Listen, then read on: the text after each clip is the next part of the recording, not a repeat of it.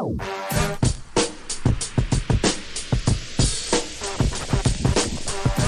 time for the shop report with Barbershop J.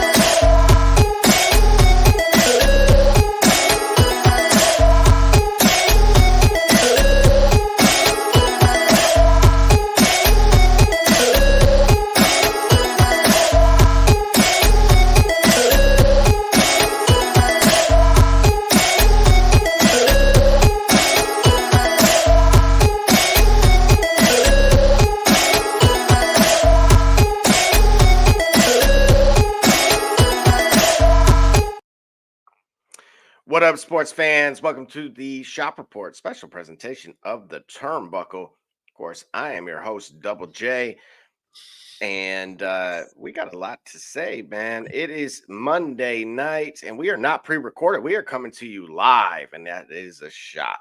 It's a bet. L-I-V-E, live from you to me. What's going on, Double J? Gully, my co-host, my guy from the CO Lumbus, ranked fourth. You guys are fourth in the pizza category now. I didn't know if you knew that. Fourth. That's a fantastic. I don't eat a lot of pizza. But that if I did, I'm lying. I'm lying. I just had Papa John's on Saturday. I don't know why I got the line. I'm not even gonna do that to you because we don't lie here. We be honest, okay? And if sometime in the future what we said on one time is different from what we say, call us out on that. But yeah, I'm lying. I eat a lot of pizza. Now, what I'm guessing is the local establishment, the local chains, you know what I mean? That ranks us fourth. That's good. That means I need to go and try a few of them. But I tell you what, Mikey's Late Night Slice, shameless, free pub. Mikey's Late Night Slice. If you're in Columbus, you know what I'm talking about. Especially if you're on 4th Street, you want to make a night of it. Mikey's Late Night Slice. You step on over to 16-bit, had arcade games going on, and then you get your own slice of you get your late night slice. And you get your 16-bit, get your video game on with some drinks, having your little nice. Hey, man, wait a minute. Wait a freaking second. Like, I have to stop you there because now, you're going to have to reach out to them. I'm going to reach out to both of them. And then it's a one spot in particular I want to reach out to. I need to make sure you do that. Let them know, like, hey, man, it's stuff to do in Columbus. Listen, I'm 216. I'm Cleveland, born and raised, but I'm blessed by Columbus. So I have to repay the favor of the blessings that Columbus has provided for me. So you know what I'm saying? Absolutely. A lot to break down from over the weekend. Yes, of course. We were live with many of you across the platforms. If yes. you didn't know, again, you can see down below some of those channels that we are broadcasting from. I want to shout out all the viewers, of course, from YouTube X, as well as what looks like Twitch as well. So yep. we definitely, by all means, reach out and let us know how you're feeling. Just real quick, off the record, before we dive into this wrestling talk, Ray Davis was a name I threw out your guys' way. Ray Davis, yes. Well, it's Ray now. It might as well be all day. Yeah, all day. Yeah. Having the game. He's showing out. Now, as competitive as the game is, I mean, the Jets with their breath of fresh air that they have with the coaching change, they're playing ball right now. But what did we say? Rather, what did you say, Double J, as far as Ray Davis? Go ahead and reiterate it so that way they know that we are a source to come to for reliable suggestions on your fantasy team. You know what I mean? Tell them what you say. Well, that was just it, right? That the James Cook possibility with him being out, and then knowing what he had did while he was at Kentucky, seeing the trend, right? Looking at the data, seeing that he was starting to eat into that snap share between the RB2, RB3, and making the most of an opportunity. And he's done exactly that tonight. Yes, indeed. Absolutely. So a lot of things have happened in the last 72 hours since we've joined been with one another. One of which that I wanted to get your opinion on, because I know you've been traveling yourself. Yeah. And I figured, we've thrown this name around a few times. Okay. But to kick things off here, we had Eric Bischoff. Yep. On the possibility of AEW landing Shockwave on Fox. All right. So I'm going to read this to you guys really quickly. Okay. So it's not going to land on broadcast TV. That's a fantasy. Look, Swerve is, I understand. He's excited. He's cut out there promoting his company. He's got a big contract renewal. He's doing what he should, promoting the company he works for. And I admire that. I think he's got a little ahead of himself on this by suggesting this. The Fox network did not renew SmackDown. That delivered about 2.5 million to 2.23 million viewers a week. And they're going to replace it with an AEW product that can't find 600 or 700,000 viewers a week. And Rampage and Collision, we're looking at 300 to 400,000 a week. Does anybody in the right bleeping mind think that a Fox network is going to go, well, we couldn't make SmackDown work with 2.5 million viewers, but that Rampage or Collision show, and that this new one, let's do that. What do you say to that, dude? Very candid. Yeah, I would say he's on to something. Because it is a business. It's our passion. It's our pastime. It's our passion. It's our hobby. It's our escape for us as devoted fans. However, it is a product that needs to have a certain amount of people, and it needs to have a certain amount of resonance in its marketplace in order for it to be viable. What he's speaking to is just the reality of the dream world we live in, right? So it's not going to work. What that means, what I'm suggesting is, it's just a sign that they have to continue to build. They have to find other avenues to build. I don't think the dream is deferred. I don't think it's dead, or I don't think AEW has plateaued in that sense. I just don't think it may be ready yet for that move. And if you move too aggressively in a direction, unless you really have a strategic long-term vision, like in the same way, for example, a gaming console might. You have a long-term vision for a product such that first year or two console itself, the hardware itself, is sold at a tremendous loss versus cost of manufacturing, because there's a long-term strategy and vision that we're going to dedicate to, that we believe in, so that way it will, on the other side of us going through the dire straits in the beginning, we'll be better on the other side. If AEW has that vision, then what Eric Bischoff's saying, while still accurate, while still relevant, while still the reality, Eric Bischoff, what he's saying is only it's only a caution. Like, do you believe in yourself? Right? Does AEW believe in its product itself? Does AEW believe in its long-term position in the landscape of sports entertainment to go that route? Or should they retool? Perhaps maybe not go assertively, and maybe they don't need this, but maybe they need something else ahead of going to Fox. They think that they need the big name in order to establish and grow the brand, or grow the brand and grow its presence. Perhaps they may need something different. What if they went YouTube? What if they went YouTube? What if they, on the heels of Netflix securing WWE, perhaps stopped themselves to a streaming platform, maybe a burgeoning streaming platform, to say, hey, we can do that too? Because I'll tell you what, the one thing that WWE has that I like is, hey, man, I got Peacock. So I have WWE Network. And if I don't catch USA, because I don't have USA, I got Peacock. So I can still recap. I can still watch it. And then I can still get the premium live events. If they had a way to make that more accessible, maybe that more accessible from a recap perspective, maybe that can help to grow the brand. You get what I'm saying?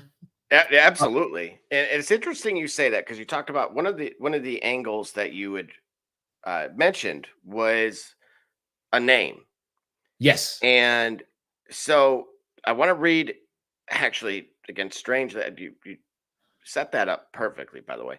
And again, we don't script this, folks. This is live. I'll read you this. The Black Sheep's fumble, Shane McMahon's ill-fated bid to revive AEW. In a move that could possibly leave fans and industry insiders baffled, Shane McMahon being considered the outcast of the McMahon dynasty, and that's some interesting verbiage. I'll get your thoughts on that. Okay. Will attempt to inject new life into AEW in the coming weeks. Right. Despite his claims of being the visionary his father Vince overlooked. Shane contends that his outlandish ideas were met with eye rolls and confusion. So sources close to AEW say some of Shane's pitches includes 12-hour wrestling marathon and live snake belt challenge, which had Tony Khan and others questioning whether Shane was serious or still high from his infamous death-defying leaps. Live snake belt challenge? What is that?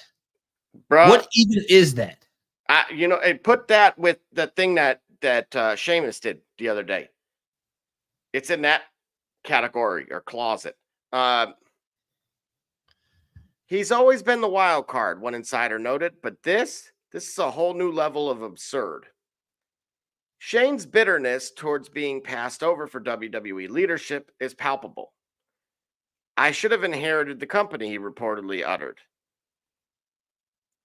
While pushing for nonsensical concepts that would revolutionize wrestling, despite Vince's storied eye roll of disapproval now and in the past. The final verdict, AEW may survive, but Shane's dreams of proving his McMahon worth may have just taken the last dive without a ladder in sight.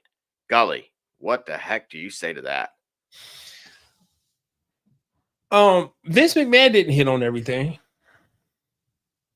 That's a great point. Vince McMahon thought that it was a good idea to repackage Razor Ramon and Diesel with other professional wrestlers as if professional wrestling fans viewed wrestling the same as other forms of performance art, of other TV shows. No, we thought Kevin Nash and Kevin Nash and Scott Hall were those guys, and that's it. Vince McMahon thought it was a great idea to repackage a white man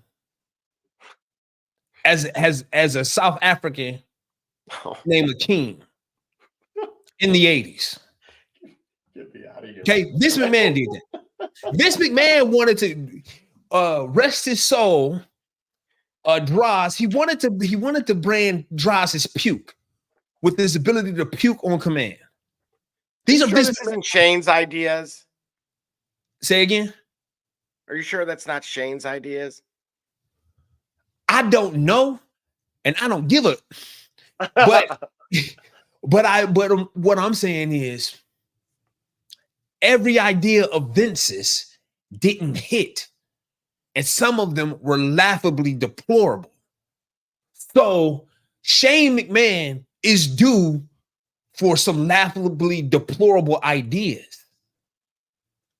But I can't. But so if these were examples, then what other ideas did he have? Understand what the article did. And the challenge that I have, give me all of Shane's ideas. Were these it? Or were these the worst of what he gave you to create a narrative of how out of touch he is? Because if you go tell me that Stephanie McMahon and Triple H hit it out the park with everybody that they have. Some ideas are bad ideas or horrible ideas. But for a company that is largely moving on the right course, they're afforded a misstep of two. And a giant misstep for one company or a giant misstep, think about it like a boat. You overcompensate on a dinghy, you're moving way off course. But if you got a massive boat and you overcompensate, the effects of that are gradual, and you could probably course correct before the damage is already done. So don't just give me the worst of Shane's ideas. First of all, I'm not an idiot. I don't think those ideas are good at all, what he said, but I don't think those were all that he had. So don't tell me the worst ideas that he had were all that he had.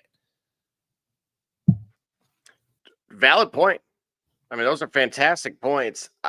Look, I get it, right? You're not going to hit on everything. And honestly, there's certain minds behind the scenes that do help, are really part of the engine that makes this thing go. Right. We've seen that time and time again. And so, yeah, it may take him a minute to establish a rhythm and become his old self, but I'm not going to write it quite off yet. And strangely enough, Gully, that leads into one of those former minds. All right, before you go there. Yep. Officially or unofficially, what is Shane McMahon's current status as far as actually being a part of AEW? Like, has he formally signed an agreement? Is he liaisoning? Is he consulting? Is it still the rumor mill of he might go, or what is happening here? So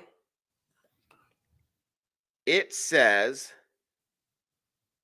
as of a day ago, they're saying that he's helping Jon Moxley.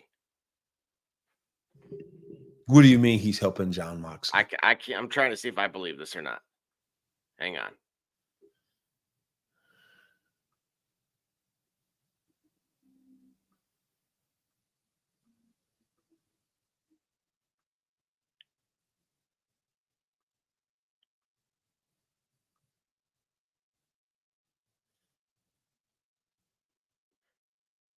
It's still rumor mill. Oh, okay. But as of 5 days ago, it is 100% to join among the recent rumors. So all the industry insiders, ourselves included, are now on board that once was this somewhat being a pipe dream is now absolutely a done deal. It's just a matter of the ink drying. I hope it's successful in that AEW somehow improves as a brand with Shane McMahon, in some type of creative direction. Like I wanted to work out the best for him. I'm rooting for him. I feel like he is the underdog story, because I feel like once Stephanie was chosen, I felt like Vince McMahon had it in his mind there could be only one. And siblings can't coexist. Like, there's the king, and Prince Harry never going to be king, because it's going to be William. And now that William got a kid, it's going to be William's kid. And Harry's always going to be Prince Harry. And he'll never inherit the throne unless something that he wouldn't want to happen for his family would happen to his family for him to inherit the throne. And I don't think he would want it that way. Just like I don't think Shane would want to inherit WWE under certain circumstances. Therefore, absent those circumstances, he's always going to be on the outside looking in. Even though the ghost of Vince McMahon is all that remains in WWE, the essence of Vince McMahon is there because of Paul Levesque and Stephanie McMahon. And for that, those being the chosen ones, Shane will always be looking outside in on a company that he wanted to inherit. The tragic irony of Shane McMahon being his father's son, just like Vincent Kennedy McMahon is his father's son. But Vincent Kennedy McMahon was ruthless enough to take it from his dad. Shane didn't. And so that's why I would like for it to work. Shane McMahon has gained my respect as I gotten older and watched and I guess started to see a different aspect of WWE and of sports entertainment. While I didn't like Shane, the character, very much as I was a child watching it, being, first row to the action. My suspension of disbelief was like, hey, I was in the stands. I didn't like it. I think he was corny or whatever else. As I got older and I saw the investment that he had into the business, the fact that while a lot of wrestlers could have done it, Shane McMahon had no business being one of the few guys I've seen on TV that would do the rope to turnbuckle splash. Not a lot of guys took that risk for obvious reason, but of the guys that did, I didn't expect Shane McMahon to be one of them, right? Certainly, I would think that would be something that a Rey Mysterio would try, or even a Chris Jericho would try, or a Taka Michinoku, or give me a name from, or Sabu, right? But Shane McMahon being one of those guys, his commitment to sports entertainment, his commitment to WWE is more than respectable, So that's why, as I get older, I'm kind of rooting for him. I hope that he can find himself back in the business and that it does succeed. Understand what I'm saying? I don't know that AEW needs his help. But if Shane McMahon does become a part of it, I hope AEW does improve. And I hope Shane does, in fact, have the win of being able to have his imprint over a sports entertainment company and it improving, if that makes sense.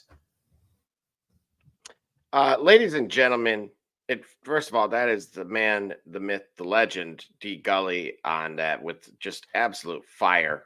Okay. I do want to just keep you all informed while Monday Night Football is going on also, because Monday Night Raw, of course, is now 2 hours. Because we always shop report.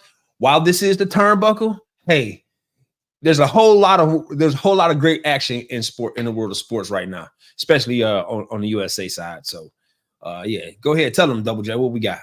So right now, Ray Davis in a PPR league. Watch your waiver wire. Go get them. Oh, hey, look, I'm going to say it now. I know James Cook, keep an eye on that, right? I think that was week to week, but you heard me say soft tissue. Yeah. It's not going anywhere. Ray Davis is at 24 points. What? Mm-hmm. What? Mm-hmm. Gibby, if you're out there in the YouTube space, yes, I hope you trusted us. We rode with Bucky. Yes, we did. And your opponent would have got bucked up. Right. We were more sold on Bucky. We was as sold on Bucky as Captain America was sold on his Bucky. Now, not only did I personally do Bucky Irving, but as I told you all, fine, I'll do Tyrone Tracy too. He ended up with a touchdown, 6 receptions, PPR format, so 57 yards. Ended up in my league, because we get first down points too, 29. How many Bucky points you get on first down? 26. You get 1 per first down. You have 4 of them. Oh, I'm sorry, 7 when you add the 3. You know what, bro? I'm gonna tell you something. I think what I'm gonna do. I think I'm gonna. You know what? I think I'm gonna create a league next year. I may have a team. Are we gonna have a listener league? I might jump back in. I mean, hey, I might. If you guys are interested in joining, yes, we might have like a raffle. I mean, Givey comes to mind. Obviously, Detroit fan man. Yep. If you guys are interested, of course, the email to go to is the shopreport365@gmail.com. Again, all hate mail, attention, Barbershop J. Business inquiries, of course, you'll see those here momentarily. But go ahead, Gully, because I like the sounds of this. Yeah, I think I could throw myself. I mean, the idea of creating a league. Some people want to coach. They want to be on the sidelines, right? if you manage your fantasy team, you want to be on the sidelines. Maybe I just want to be GM. Maybe I just want to put together a scenario where people can come together and have fun and be competitive. Because I tell you what, I ran some ridiculous, okay? Spell that RIDIKLAS, ridiculous. Well, add that to the list. I hope someone's counting out there. Yeah, I add that to the lexicon, right? Leagues, man, I was giving points for everything, bro. I did not have that league that I heard about, that infamous league where a quarterback tackles were worth 100 points. So you could be dominating the game, but if Aaron Rodgers throws a pick and tackles the defender, he basically won the week. Oh my God. Yeah. Yeah. Now that form of ridiculousness, I didn't have, but I created some pretty fun points leagues. And I do remember my favorite memory of having fantasy football was, this is way back. We talking about a decade and a half at least. I had a league, well, maybe not a decade and a half, probably it's 10 or more, it's over 10 years. I had a league where I was 1-8. I started 1-8. And no. How busy were you though? I was 1-8. Okay, just leave it there. Hey, at least you're owning it. But at the point that I went 1-8, I won out for the rest of the season until I met in the semifinals a team that at a point was 0-9 and won out. That team ended up winning the entire league.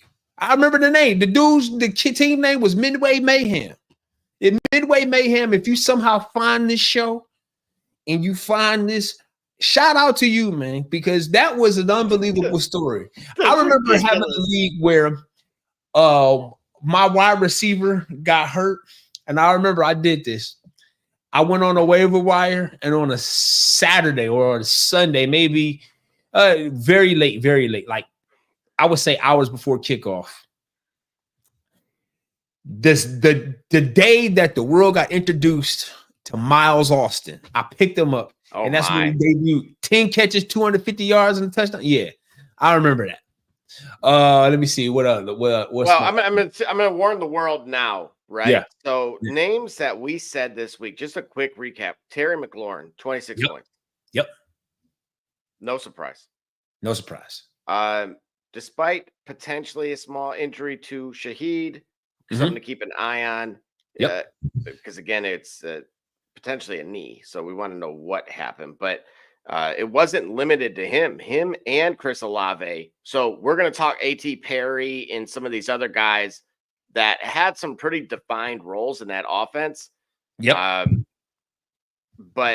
by the time we get back together on Saturday, we'll certainly know a lot more about what's going on with that situation. Yeah. Hopefully he's all right, though. Trey McBride, the tight end from the Cardinals, ended up with 22. The only miss, and I said barring injury. Yes. Besides Daniel Jones. Daniel Jones, you probably won't hear that word out of my mouth, that name. Wait. Yeah, no, you can't gloss over that. Because you kind of. I said, I know. I went and listened to it. Yeah. You spent a lot of time on Daniel Jones, man. You gave him Eli Manning. You gave him D. Gully's Eli Manning support to Daniel Jones. You gave him D. Gully's Joe Flacco support to Daniel Jones. You did that, bro. You have to understand, and you have to own it all, right? The glory and the infamous, but you got to own it all. And this is why, as Doc said, sometimes you can look at the numbers and the numbers are wrong. Yeah. And he was right. There are lies. Absolutely right. There are damned lies. And there are statistics. My friend, you fell victim to statistics. I did. I almost fell victim to saying the word just now. You fell victim to it. I fell victim to saying it. You fell victim to it. But that's okay. That's okay. We all do it. Let me tell you something. Real quick, when we're talking about fantasy and all that. If You know, he still managed 18 points though. So He was I did. really wrong? But right, you know what? That's true. That's true. He managed to. That's true. Like it wasn't like a week 1-7 versus Minnesota, or 12 versus Dallas. It was 18. If your starting 18. quarterback gets 18, I think you're at least okay, right? This is like a Patrick Mahomes bye week. Oh my gosh, this guy that I'm listening to that actually knows what he's talking about. Imagine that. Says Daniel Jones. I can't believe he's saying that. He can't believe he's saying that. And Daniel Jones gets 18. If you lost because of that, and it should have been higher. There were like every big play, it felt like, was called back. Yes. Now, I'll tell you something that's sickening. Ready? I'll tell you something that's sickening. First of all, what's the score of the Jets-Bills game right now? Let's see here. They went to commercials, so I think that field goal was just kicked. Let's see. Jets-Bills is 23-20. Okay, so they did break the deadlock. All right. If the Bills win, do you know this week in our Pick'em League, I would be 13 or 14? That means this week. Say that again. If the Bills win this week in our Shop Report Pick'em League, this week I would be 13 or 14. If the Bills win, at that, man. Do you understand how thankful I am that I'm not the betting man that does parlays? Because I would be absolutely sick right now. There you have it, folks. This guy is not full of it. There you go. What you mean, Gully? Yes.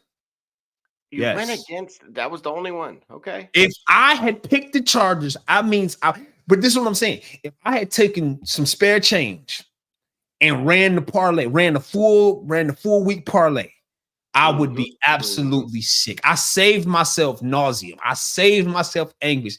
I saved myself anxiety, palpitations, hypertension, high blood pressure. I saved myself a whole bunch of those headaches by not putting real cash in. Because I would be sick being off by one. But what I can tell you is smaller legs could grow.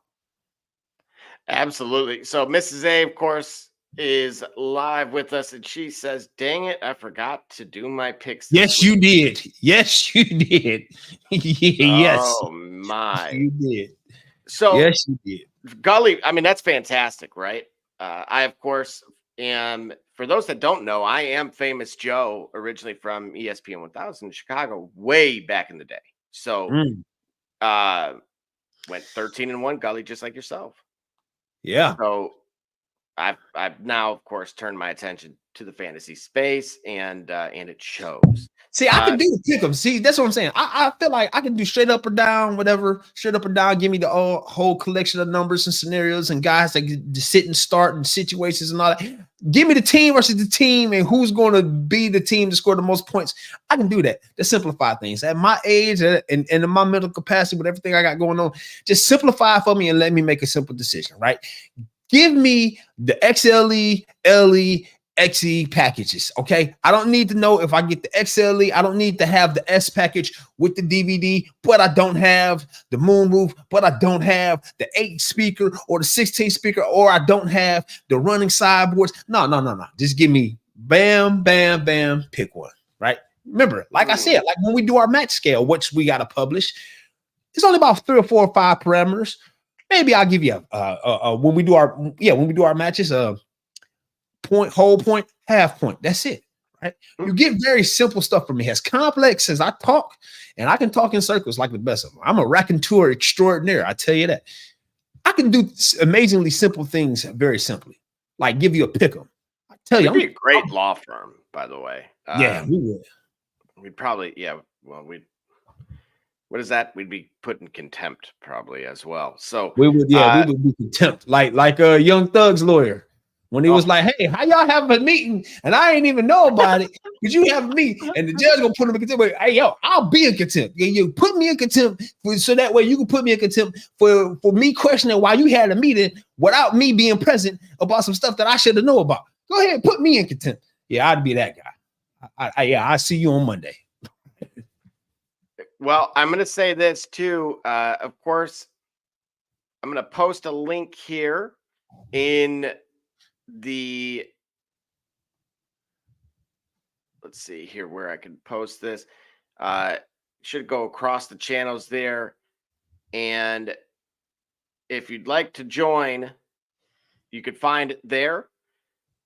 If you have any issues, by all means, then just reach out and see if you could beat Gully. Apparently, and what am I doing picks for, man? It's you. I can certainly pick them in terms of the fantasy perspective. And I put it like, yeah, you pick the players, I pick the teams. There you go. You know what I mean? And we have a dream team. Get what I'm saying? It's all fantasy. Where fantasy meets reality. Yes, sir. Yes, sir. We can do that. We can do that. All right. So speaking of fantasy and reality, yeah, back on the in the squared circle, if you will. Yes. Some stuff spilled out of the ring. Okay. Vince Russo. Let's see, I'm on camera for this. Oh, I love it. I love it, and I'm here for it. What's he called? S-Stain? What is the coordinator call him? S-Stain. On camera for that. Yeah. What did Vince Russo say? So Vince Russo, if you remember, there was the image that went out after Yeet was victorious and finally champion. And of course, Rikishi, his kin, was really kind of hammering that it should have been, it should be right for a host of reasons, right. All of which neither of us disagreed with. And right. So, of course, that comes to be that becomes fact. And, that image of him and Triple H, we're clearly, I think I joked like that scene out of Friday, he's going to cry in the car. Yeah. And well, Vince Russo actually saw that image as well. And it goes, well, you know what? I'm going to start with what Rikishi said. Okay. So Vince, well, you know what? Let me start with what Vince Russo originally said, which is, I've said for years, what I said about a wrestler getting emotional over winning a title, I've said for years. And while I understand the fact is that a writer / producer will look at something much differently than an actor or performer does. That's why they're two totally different jobs. Okay. Nothing against Rikishi or Jay. Yep. Whose quote are you? Who are you quoting right now? Right now, this is Vince Russo. All right, go ahead. Keep going. Yep. So again, Vince Russo saw that image of Yeet kind of gonna cry in a car, and kind of felt a type of way about it. Yep. Rikishi's response was this. So I'm going to read what Rikishi said. Russo, first of all, you can bleep yourself. You don't have the right to even put my son's name in your mouth. You don't have a right to talk about somebody that has laced up boots for 17 plus years, broken bones, sweat, tears, blood in that ring. Sometimes 45 minutes ladders, chairs matches split wide open.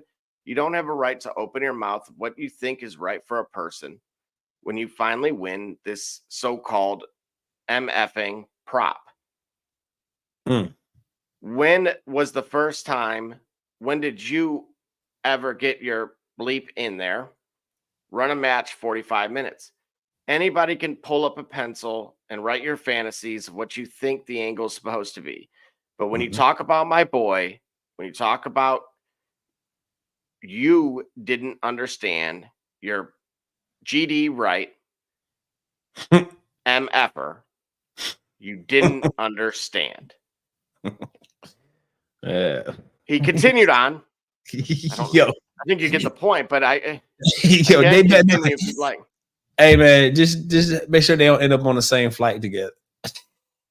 So make sure they don't end up in baggage claim, checking in, you know what I'm saying? Just to make sure they don't end up in Delta Airlines, oh, Russo? Oh, really? For two? Yeah. Yo, separate them.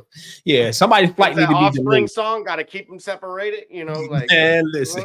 Nah, it's gonna be party up. It's gonna be party. You ain't kidding. Right. There's some barking in there, that's for sure. Right.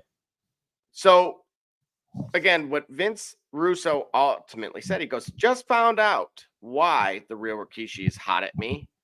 What I said about a wrestler getting emotional over winning a title, I've said for years. And while I understand, the fact is that a writer / producer will look at something much differently than an actor or performer does. That's why they are two totally different jobs. Nothing against Rikishi or Jay. Huge fan of both. Just two different points of view. And also remember, merit isn't the only reason a belt is put on a wrestler. Some instances, there is also a little thing called politics involved. Trust me, I know. And then he continued by saying, I'm really glad this Rikishi stuff came out. Now, maybe everybody will understand why I thought it was no big deal to put the WCW title on me for 3 days. I was telling stories, and the title always has been, always will be, and is a part of the storytelling. Yeah, what a story anyway. You know, he's absolutely right. He's absolutely right, and he has no idea. You're agreeing with Vince Russo for once? He's absolutely right about the story. What story did you tell? You told the story of why that organization took a shit. Well, the story you told by putting it on David Arquette to the point where David Arquette was like, yo, I don't even think this is cool, bro. This is a practical joke. No. Remember what happened, right? For those that remember, we have Gen Alpha, Gen Z that are Generation X. Sorry.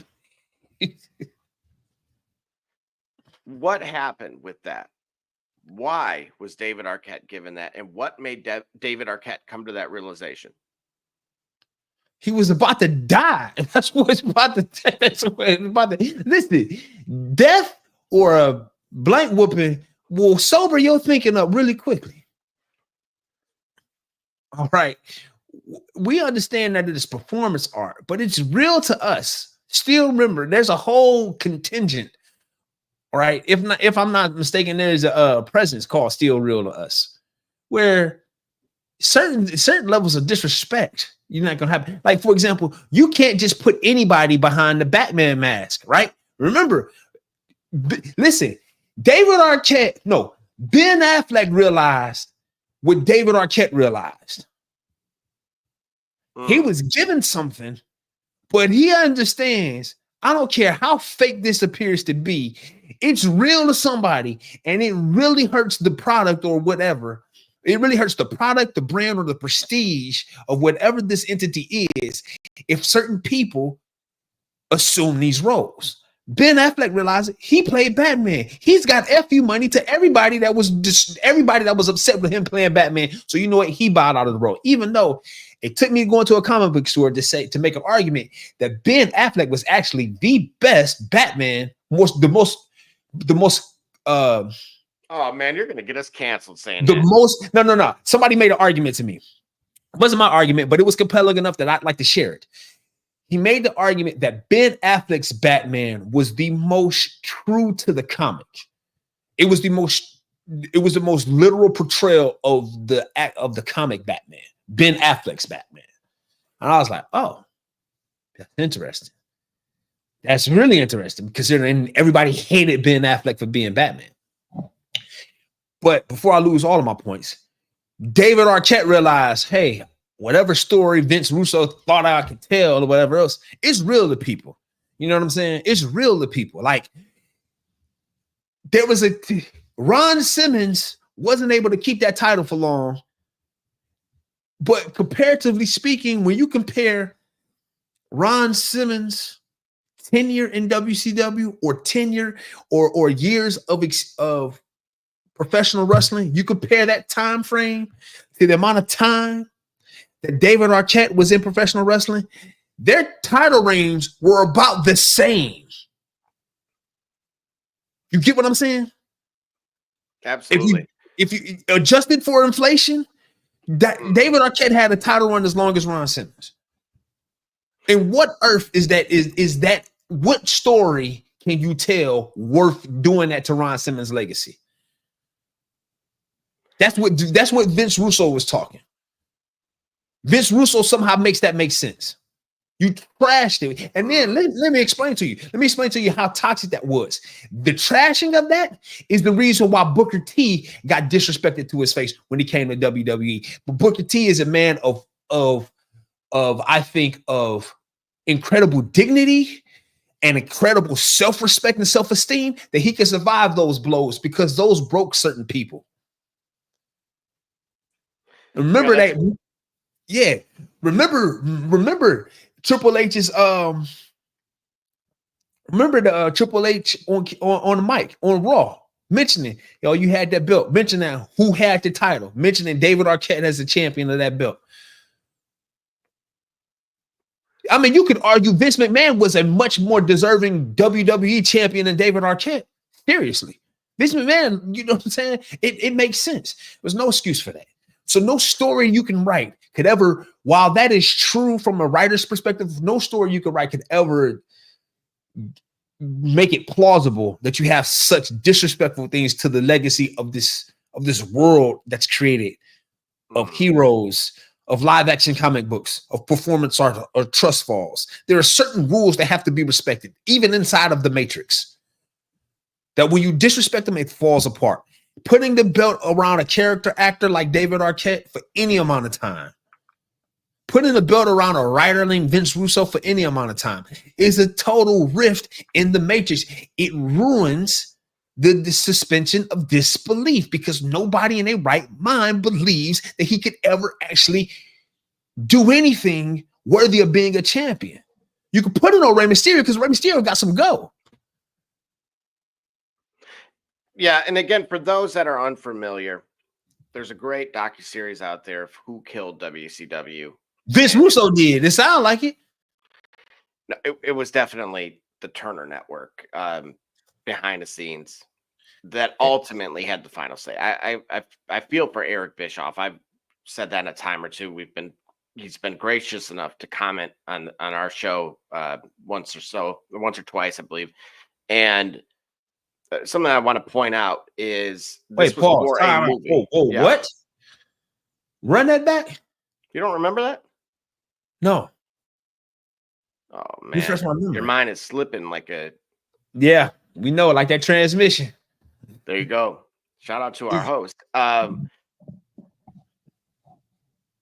Yeah, of course. We were talking about WCW in the past, and he happened to catch wind of it and commented on it a while back.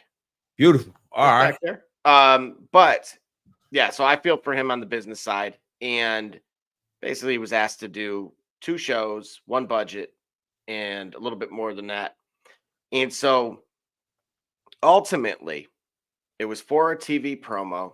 When David Arquette was named champion and victorious, he went to the back behind the curtain and asked Booker T how many times he had been champion, in which Booker had said 0. And it hit him in that moment that he didn't deserve what he had. He understood the power of that. And with that being said, we will be back after these paid messages. Again, if you want your brand on this show, email the shopreport365@gmail.com. We'll see you soon. SK Cunningham, you watching the Shop Report. I'm Harvey Diallo, and you watching the Shop Report. My name's Chris Murray, and you're watching the Shop Report. Oh, you're Jay Knight, you're watching the Shop Report. Max McKee, you're dropping in on the Shop Report. Barbershop Jay, Quentin Hines, Super Bowl champion. I'm ready. Let's do it. I'm on. Hi, I'm Mars Edwards from Mercury Stadium, and you're watching the Shock Report. Hey, I'm Billy Butler, and thank you for watching the Shop Report. Hey guys, I'm Les Norman, former Kansas City Royal, and you're watching the Shop Report. Commander Brown, Detroit Rivers Mountain Training, and I'm watching the Shop Report. Hey, this is Doug Flynn of the New York Mets. Well, a few other teams, of course, too. And you're watching the Shop Report. I'm Matt Ramos, and you're watching the Shop Report. How you doing? I'm Rajay Davis, and you're watching the Shop Report. How you doing? This is Nelson Figueroa, former Major League pitcher with a lot of teams. You're about to listen to the Shop Report. Hey, this is Howard Johnson. You're watching the Shop Report.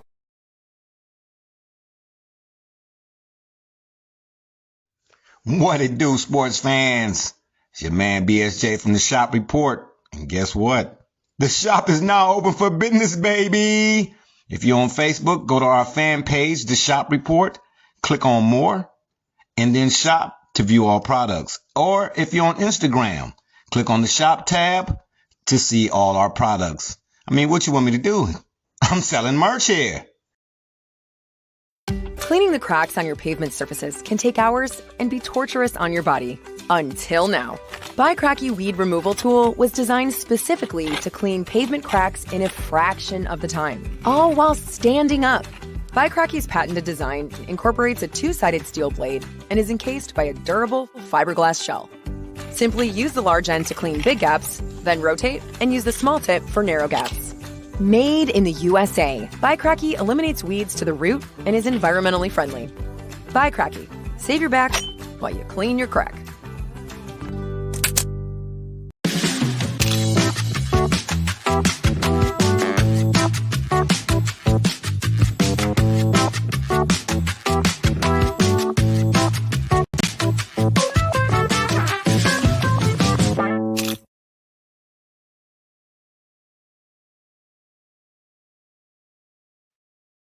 All right, and just like that, we are back and better than ever.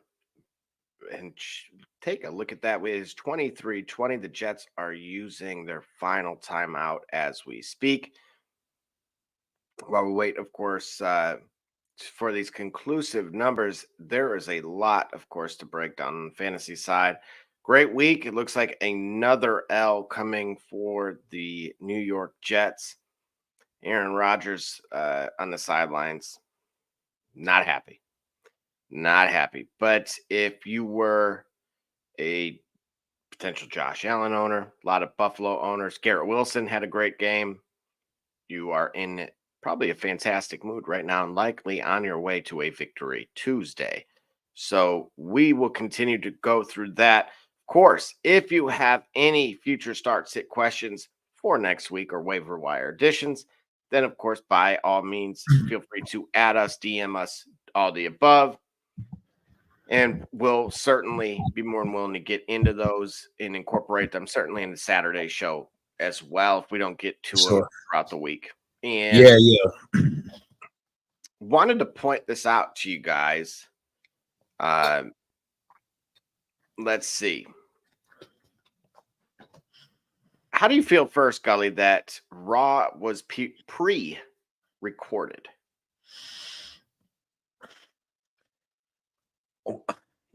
It shouldn't matter. It shouldn't matter. But it's interesting why it does. I mean, if we're at home and you're not in the city, why does it matter that you're watching it pre-recorded? But it does matter. See, the 83 weeks is important because, well, of the things, of the different, of what we learned or what we got out of the 83 weeks that WCW led to Monday Night Wars is that they had a live program. Why did it matter for people watching at home? I don't know. Because you at home. Oh, so stop it. That's why we're live and not pre-recorded. Right, but I'm saying, but it matters though. It does. Why it matters and you're at home? Like I was in Cleveland, Ohio for all 83 weeks that WCW was beat Raw in the Monday Night Wars. That means of the times that either WCW or WWF made it to Gund Arena, I still was at home. When they were in St. Louis, Missouri, I still was at home. When they were in Atlanta, in Greensboro, North Carolina, whatever, I still was at home. Why did it matter to me that WCW Nitro was live over a taped WWF Raw when I was still at home in Cleveland, Ohio every Monday? I don't know why it mattered, but it did. But it does. I don't know why it matters. I think it's like it's psychology. It's a study in psychology, but it does matter. Absolutely. The fact that it is pre-recorded is kind of a could be a foreboding sign, right? Of TKO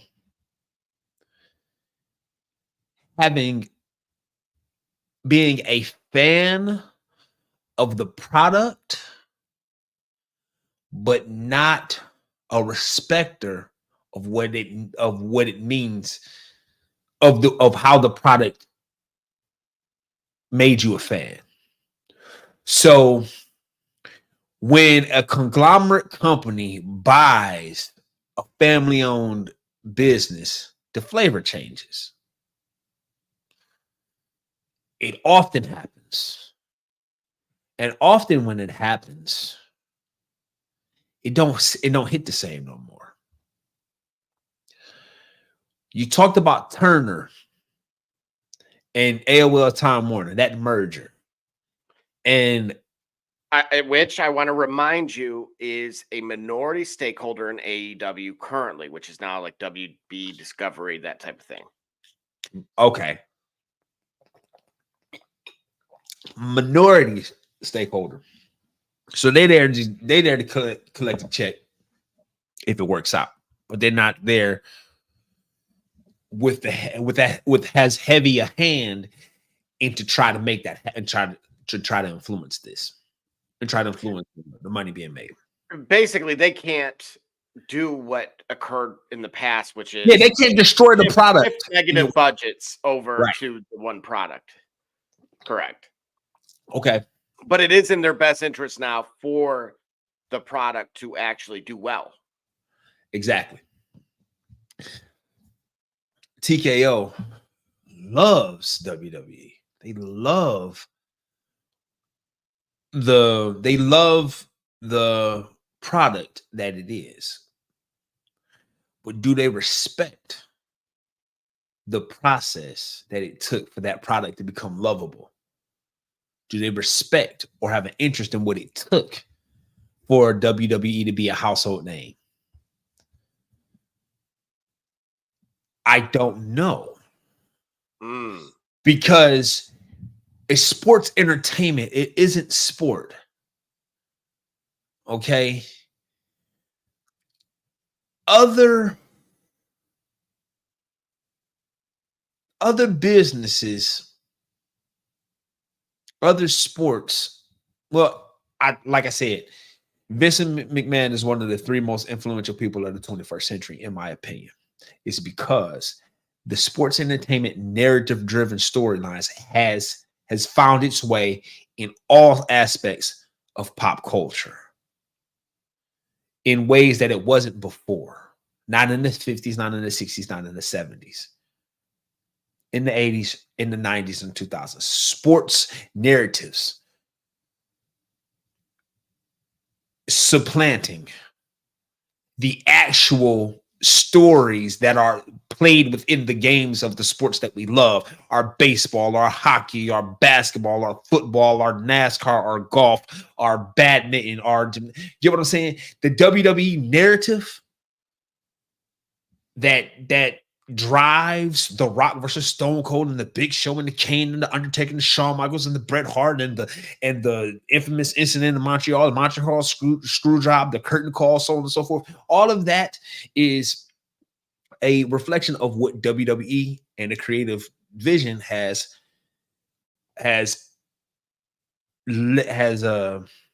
say generated or has compelled or made interesting for the rest of sports. It's hard to borrow from other sports to place in the WWE. From a creative side, from a business model side, I think it's even harder. See, because here's what I'm saying. Like I said to you, Raw's been live for how long? Raw stopped being pre-recorded in response to them getting trashed for 83 weeks.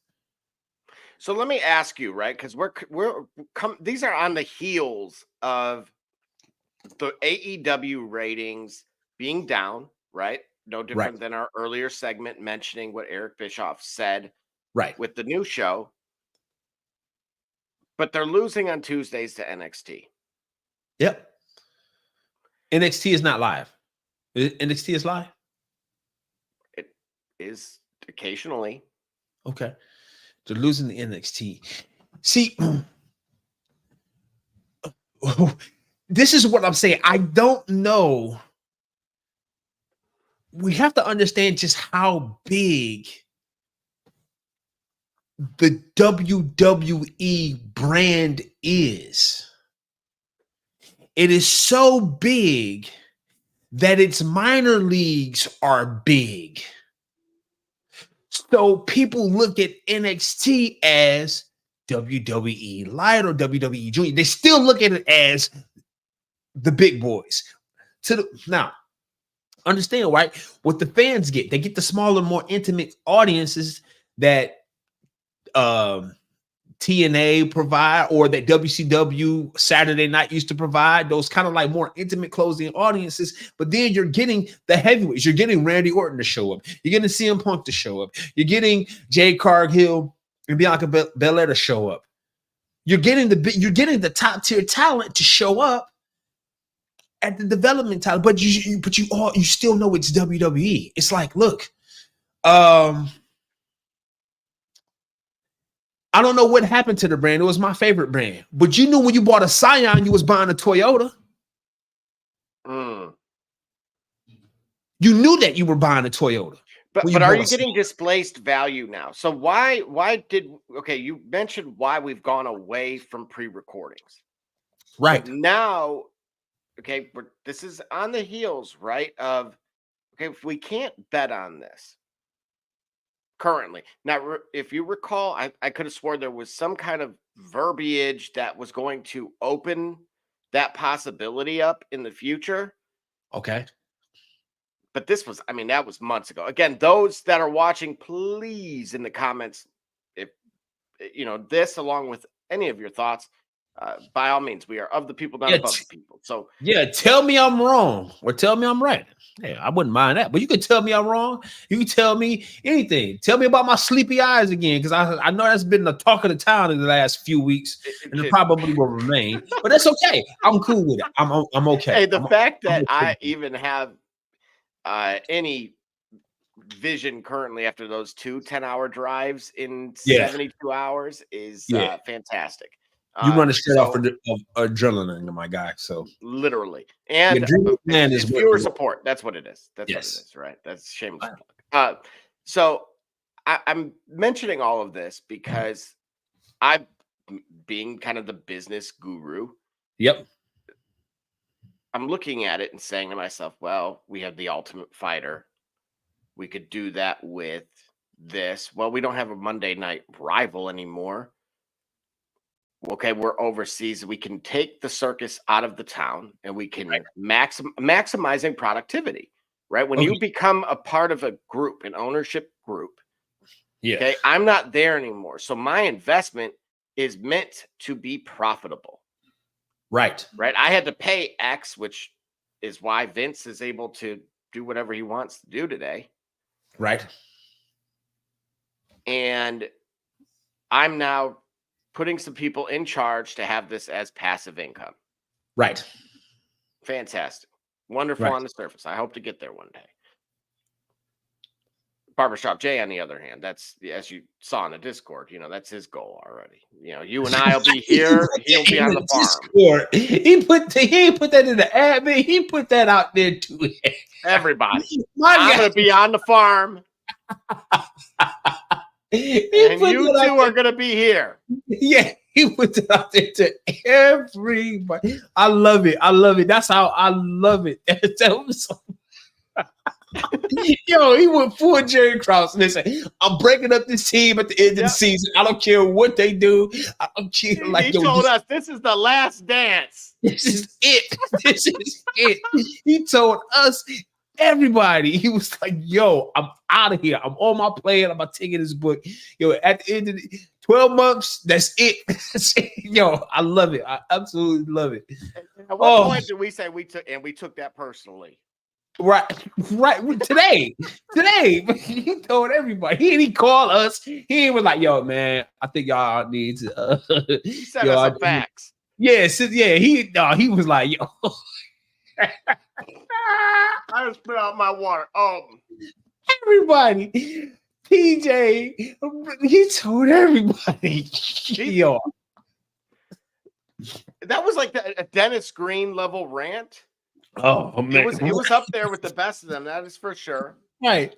So that's what happens when you're the boss, ladies and gentlemen. We are mere savants and servants for that matter. Peasants in some cases. He put us on notice in epic fashion. Like, I love that, bro.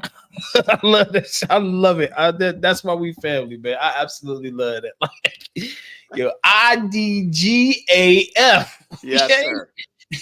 Okay, you know, you don't tell you know, so it ain't no surprise. Our fans know, everybody know. That's right. Yo, so we're gonna make this run. We're gonna make this run to this time.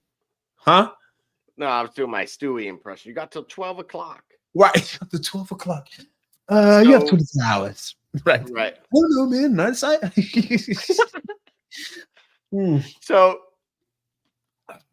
TKO's looking at this entirely different. I said it. I'm like, goodbye house shows. Again, there's a lot of opportunity if you have the deeper pockets, but it is a long-term strategy for Tony Khan and AEW and Shane O'Mac, all the above. I would probably get Vince, the other Vince, which is Russo. I'd probably get him to join the circus too. And what circus? Which circus? The AEW product. Oh. Dude, I would literally put people in a room that can't be in a room together. Well, why would you put him? Because that's look, what we got in the past, all of us watching right now, is currently the bar. It has been what everyone has been chasing ever since. Okay. Why did that happen? Well, look at the minds that were in there and look how they could not stand one another. All right, all right, go ahead. Put Jim Cornette back there. He won't come back. He won't come back. He said he won't come back. He'll just talk about it. I'm not dealing with nobody. That in itself is a show. And I think potentially I think we're ready for that. We're ready for what? Look, that's my type of innovative thinking is that, you know, let's just blast a hole in the back. Peek behind behind the curtain. Yeah. As well. Separately, right? Again, there's a reason here. So again, we look at things like the Ultimate Fighter and how you can take a page from that with NXT. Additionally, Sean's done a fantastic job over there. I will absolutely give him his flowers on this. But Raw going pre-recorded while they're overseas, it's very strange to me, dude, that merely 2 shows ago for the turnbuckle side of things, I said, what if you only start going kind of over there? And I didn't really put out the idea or this concept, but it makes sense. If you're unrivaled, why not? Right. Why wouldn't we? Why wouldn't we move this to the UFC Apex or to the facility in Tampa? Why wouldn't we limit these PLEs to a sold to the highest bidder process throughout the globe? Right, but see, that's what does that do to the product and to the storyline? That's my problem, Gully. I don't believe it impacts it. Okay, you say that. All right, but so the question I have for you is, couldn't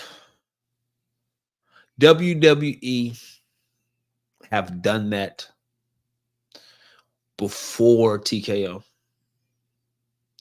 Couldn't they have moved to this model before TKO? Because this model does create a cost savings, right? Among other things. So WWE could have done this themselves. They could have pre-recorded when they go overseas. They could have scaled back on the amount of talent that they have to pay for, providing that talent performs at premium live events. All of these scaling measures that we see enacted by TKO, WWE could have done. I don't get an indication that WWE was interested in doing this when they when it was Vince McMahon run and owned. I don't get an indication of that. Secondly, we understand its effect. When AOL Time Warner was in charge of WCW, there were two things at play. One, they ultimately didn't like the product and needed to find a reason for them to get rid of it. But canceling something that could have been making money because you don't like it is how to get yourself fired in 30 days, right? So to destroy the product by saying, hey, let's try these ideas that we know don't work, but because we're your bosses and you're the wrestling guy, make our ideas work in the realm of professional wrestling that don't make sense in the world of professional wrestling. Oh, well, you can't make our ideas that shouldn't work at all in professional wrestling work in professional wrestling. So you know what? We're gonna get rid of the product, which is what AOL Time Warner effectively did. They handicapped Eric Bischoff with demands and ideas that shouldn't have worked in professional wrestling and told him you have to make it work in professional wrestling because it's all scripted anyway. And then it didn't work, and then they fired him. And then the company failed because they didn't want the company anyway. We know how people can trash something that they want to get rid of and then write it off as a loss. We see that a lot, right? Remember the Batman movie that got shelved? The Batgirl movie that got shelved so the company could write it down as a loss. Okay? You have TKO looking at the commodity that is WWE, and as enthusiastic as they might be, it's still a commodity. So certain commoditizing ideas may not fit well, even if you think it should, because hey, we in sports, we're in combat sports, we're in real sports. There's a whole aspect of reality that is different than professional wrestling. The audience is the audience views this differently. Right? The audience views this differently. The audience have a different understanding. I don't know. It may sound like I'm contradicting myself, but the audience respected Brock Lesnar in UFC and respected Brock Lesnar in WWE. They knew when he came to WWE, we knew we were going to get something different out of him than we did when we saw him winning heavyweight titles. Even though it's the same person, he's in different realms. So trying to put the behaviors and the philosophies and the commoditizing ideas of one realm behind another realm, just because you should be able to, just because this is a commodity, we know how to build brands. You can try that, but WWE Universe, they exist as a unique thing. And so they have a different respect for it. I'm telling you, pre-recorded Raw doesn't sit well. It might work in the long run, but it don't sit well. Even if you're sitting at home. That's what the point I made. Is that because it's on a cable network, or would that still be okay? As you just said, well, I have Peacock and I can't maybe watch the live show. So maybe as it pertains to... You want to have a feeling that you're seeing something as it happens. Even though you like, all right, put it like this. But if it's hang on a second. The Super Bowl. The Super Bowl was pre-recorded. Remember, the NBA Finals used to be pre-recorded. No, you can't do that with the Super Bowl. Oh, yes, you can. It's the Super Bowl. Oh, man, bro. Okay, yeah. The Guardians lost to the Yankees today. Imagine if that game was on tape delay. And it used to be. And there were still people that watched. Right. But how many more people are watching? Are more people watching that it's live? or more people watching Hey, look, because of the stick delay? an ESPN and Sports Center would have never been necessary What? if everyone could make it and tune in at any given time. TiVo, DVR, none of those things would have ever existed. You have different regions. There wasn't a need. So what I'm pointing out with this is that by going to a streaming platform, yep, you talk about access. Yes, it might be a world premiere. I'll go real throwback MTV. Okay. But we see this with the new era of sitcoms and others on Netflix and that type of thing. Look, this episode just dropped at this time, midnight on Tuesday, etc. And no one's saying, "Oh my gosh, that wasn't live." If you're creating it as a show, when we watch The Ultimate Fighter, are we saying that's not live? I can't believe this. No, Conor McGregor's drinking scotch in Ireland right now. He's not at the Apex. You never had an expectation that it would be. That's the point. You never had the expectation that it would be. So they never gave you the expectation that it would be, such that whenever they did go live, why was it such a big deal that they would say, hey, this is live, this is live, this is live? Why are the result shows for America's Got Talent blasting you in the face with saying, hey, this is live, results show live, Gully, even what though did it create though? Why? This is how we got here.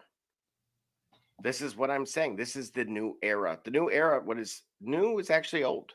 What is old is new again.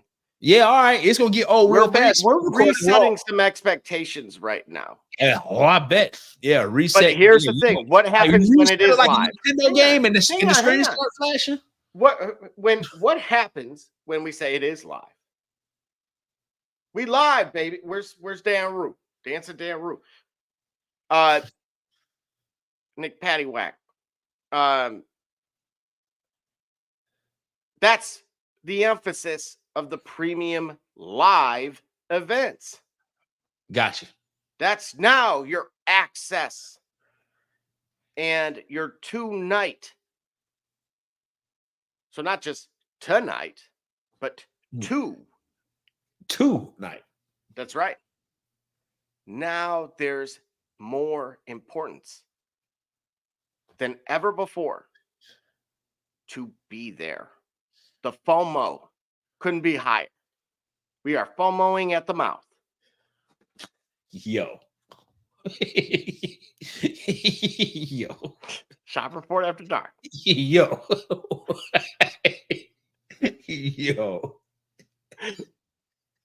hey, that Brandy's getting to you, huh? Lucia, he's got the Lucia. Hey, so yo, I was not ready for that. No, I keep you on your toes with this show. Speaking of keeping you on your toes, let's get right into this Raw. Look at this here. We got another Cody Rhodes returns to Raw, and can you believe it? Spoken like a true secondary champion. Gunther to Cody Rhodes. So Gunther. Who's the secondary champ? Gunther said that to Cody. He called Gunther called Cody the secondary champ? Yes, sir.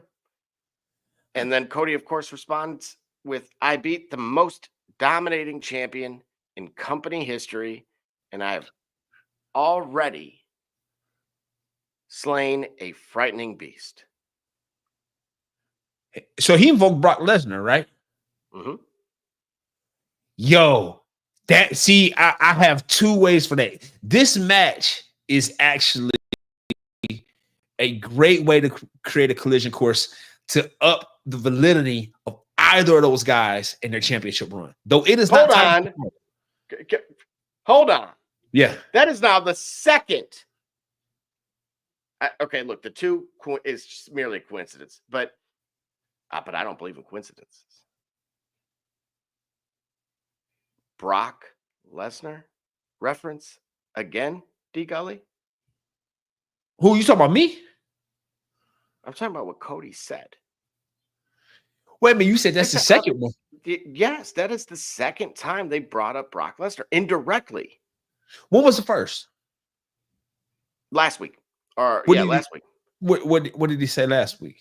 And that's why I was saying, I mentioned to you, this was on SmackDown, but that's why I was mentioning to you that I think this thing is potentially real. Like, it's going to happen. And now I'm thinking Crown Jewel.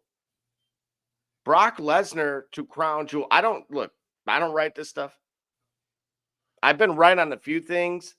You guys in the comments, feel free. Like, if there's some momentum here, the Shane McMahon thing felt like I was really out on a limb over the Niagara Falls. And now I'm sitting pretty comfy on, in the Hilton over there. I think there's a Marriott rather. But now they bring him up again. Remember, I told you the other name that couldn't be said, but he was previously it was like flirting with one of those. Right. Couldn't say it. Now it sounds like he can, and now they are. So which is it? What do you make of that? Is it simply coincidence?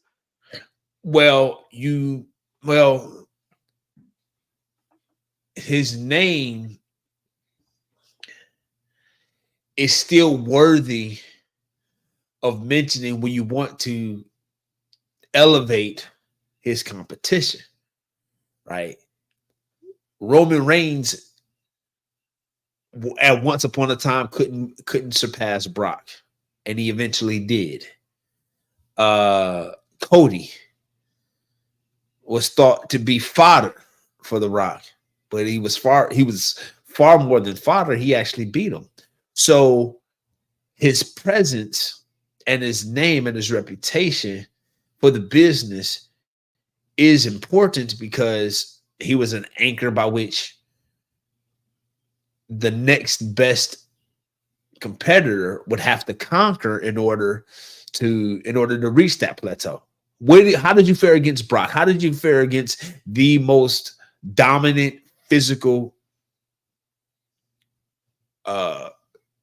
performer, most dominant physical, most imposing physical performer in the company's history to date? How did you fare against him? That's a barometer. That's a test for your greatness. How did you fare against Brock? Could you beat Brock? Did you outlast Brock? Could you make Brock? Did you beat Brock? Did you outlast him? Did you look good against Brock? He's the barometer. So because he was such important to elevating your next big star, it's hard to just dismiss that. It's hard to just not have it there, have that vanish. Even if he doesn't come back. Maybe he does. I don't know if he does or if he shouldn't. I don't want to get into that because I'm not sure yet if I haven't seen all the details of the purported reason why he hasn't been around. So saying, do I want to see him back? Let's just say his presence is missed, certainly because of what his presence was for WWE, for the product, but just leaving it in that container. How important he was to the story, to the narrative of WWE and the World Championship and the Universal Championship. To segue all of this into what we see in the screenshot. For Cody Rhodes to beat the Beast Incarnate, to beat the Tribal Chief, and then to beat the next biggest, the next biggest figure in the title landscape, in the main event landscape, that does do remarkably for how we look at his title run, even though his title isn't on the line. Even though either's title isn't on the line.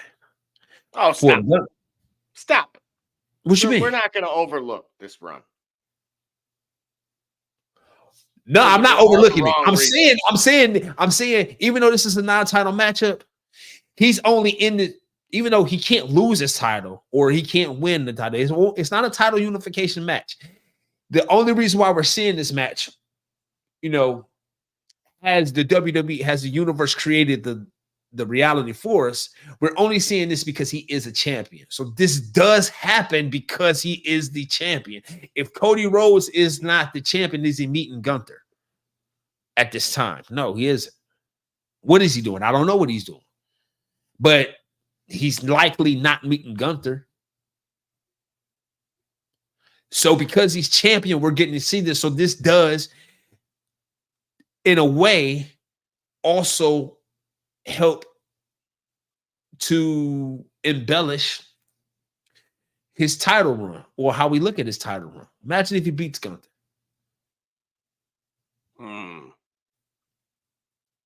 Who's this matter more to? Who needs to get over more?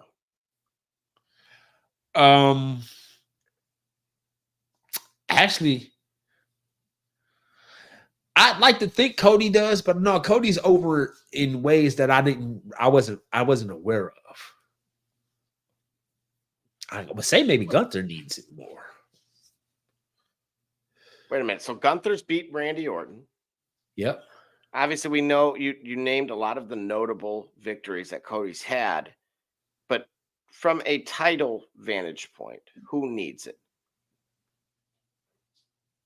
I say Cody. I do too. Absolutely, I do. And see, they weren't throwing chickens in the ring at Gunther. Yeah, we can't forget that. Yeah. So Cody does. Wow. Cody does. Does that set up better? First of all, I think Crown Jewel is going to be fantastic. You do? Largely because of this and potentially, again, a return. I don't know what to make of the fact that coincidentally where it's located and the impact of, again, some of the other circumstances that you mentioned, that are looming. So I'll just kind of leave that out of the mix, but it would make sense in that respect. Okay. Yep. And then to take it a step further, I've really gone through Cody's title reign ad nauseum, lack thereof, and just being honest about how those guys have currently scheduled him, and it felt like a lot of softballs for that matter. So I look at this and say, as much as it really would be great for both of them in their own respects, it absolutely matters in the immediate to Cody more than it does to Gunther, but and I would say in both the short and the long term, because I believe what Gunther will become as we reach the end of the decade and beyond, as he furthers his career, it will begin to weigh even more and mean more as time goes on, with what achievements will likely be met. But unfortunately, I can't overlook it. I'm trying to, because Cody was seen in a Manchester City jersey, and I naturally was very pleased with that. It also sounds like he did weigh in on the possibility of bringing some PLEs over to the UK and specifically to England. So we'll see what comes of that. But any final thoughts on that before we move on to the next segment within tonight's Raw? I'll restate: a win for Cody versus Gunther helps his championship run immeasurably. Even though Cody is over with the fans more so than I thought he was, even up until this point, he still needs this more. However, a win for Gunther creates a new feud that I think I think has a potential to be a great tide over until they figure out where Roman is going to get himself back into the world title picture. Imagine a scenario where Gunther drops the world championship to Roman, but then Gunther somehow becomes in a title for title feud or whatnot, or a title chase feud back and forth with Cody for the Universal Championship. It's interesting that you mentioned those particular players, because there was something we'll get into that I think furthers that possibility. And one of the dominoes that occurred this evening as well was none other than Seth frickin' Rollins. Oh, Sethy. He was speaking with Adam Pearce, and of course, he had some very candid things to say. I've slayed the beast. I've conquered the king. What about the monster next? So again, another Brock Lesnar reference. Do you see what I'm saying? Yeah. Okay, so like this is not Voldemort anymore, because But I mean, we have to take it to the dark place. What does that mean about his? We've got to ask, because that's the immediate question I think on the minds of everyone whenever he's invoked, right? Why haven't we seen him on television? Right? It's because of his alleged role in a very serious issue. Mm-hmm. Sure. So if you're going to say his name now,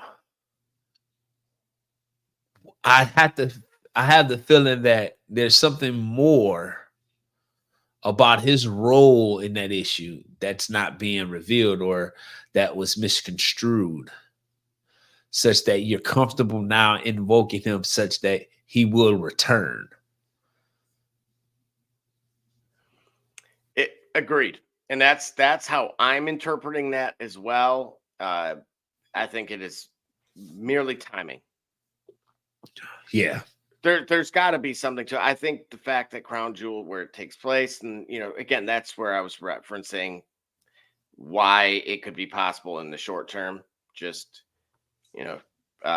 but overall, I think there had to have been something that occurred behind the scenes. Those that are aware on the inside, or just from some perspective on the outside, by all means, let us know as well from your end, and what you guys think is really the catalyst behind this. I do want to point this out. Later in the show, we had a title defense that, unfortunately, again, they, Bianca and Jade beat EO and of course, as they have, but it was by way of interference, right? Okay. Gully, I think if you remember a while back, you kind of said, hey, that they're going to turn on one another. Yeah, that's what I've been waiting for. I think the wait is almost over. Really? Additionally, I think Damage Control is the better group. Currently. So I think it does line up that, like, I'm frustrated from a fan base, and then they're going to also kind of turn on one another, which should be dynamic. You got any thoughts on that? No, I've been kind of waiting for it. the longer the longer it's been teased or hinted at, or maybe not even hinted at, the more cringe worthy I am, because I kind of hate to see it happen, even though I kind of want to see it happen. You get what I'm saying? Like create, I'm gonna hate to see it happen, but I actually am interested in seeing it happen. But yeah, that's really all I got. Absolutely. So speaking of all you got, Braun Breaker. Yep. Your family can't save you, in reference to Jey Uso. Now, hang on, because there's more. But all wait, right. There's more. Here is ultimately what more looked like.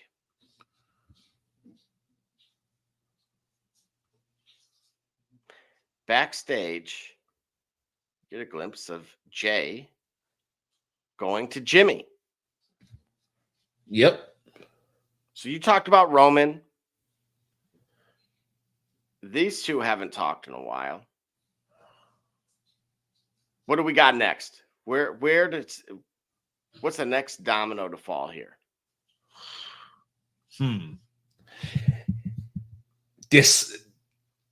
They patch it up and they go on another title run. I think the tag team title division needs them big. Hold on. Wait a minute. No, I think the title run. I think it needs them bigly.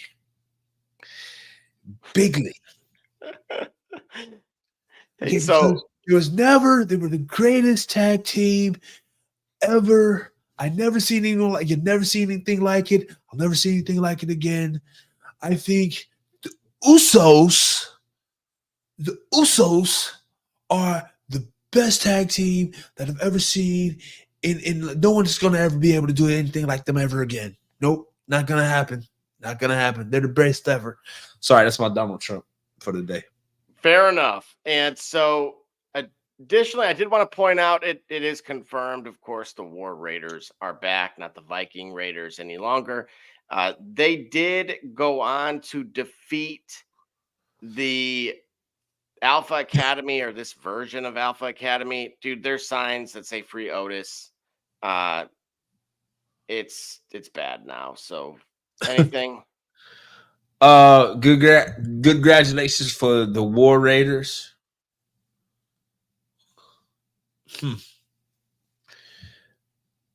Nothing much. Let's see what they can do.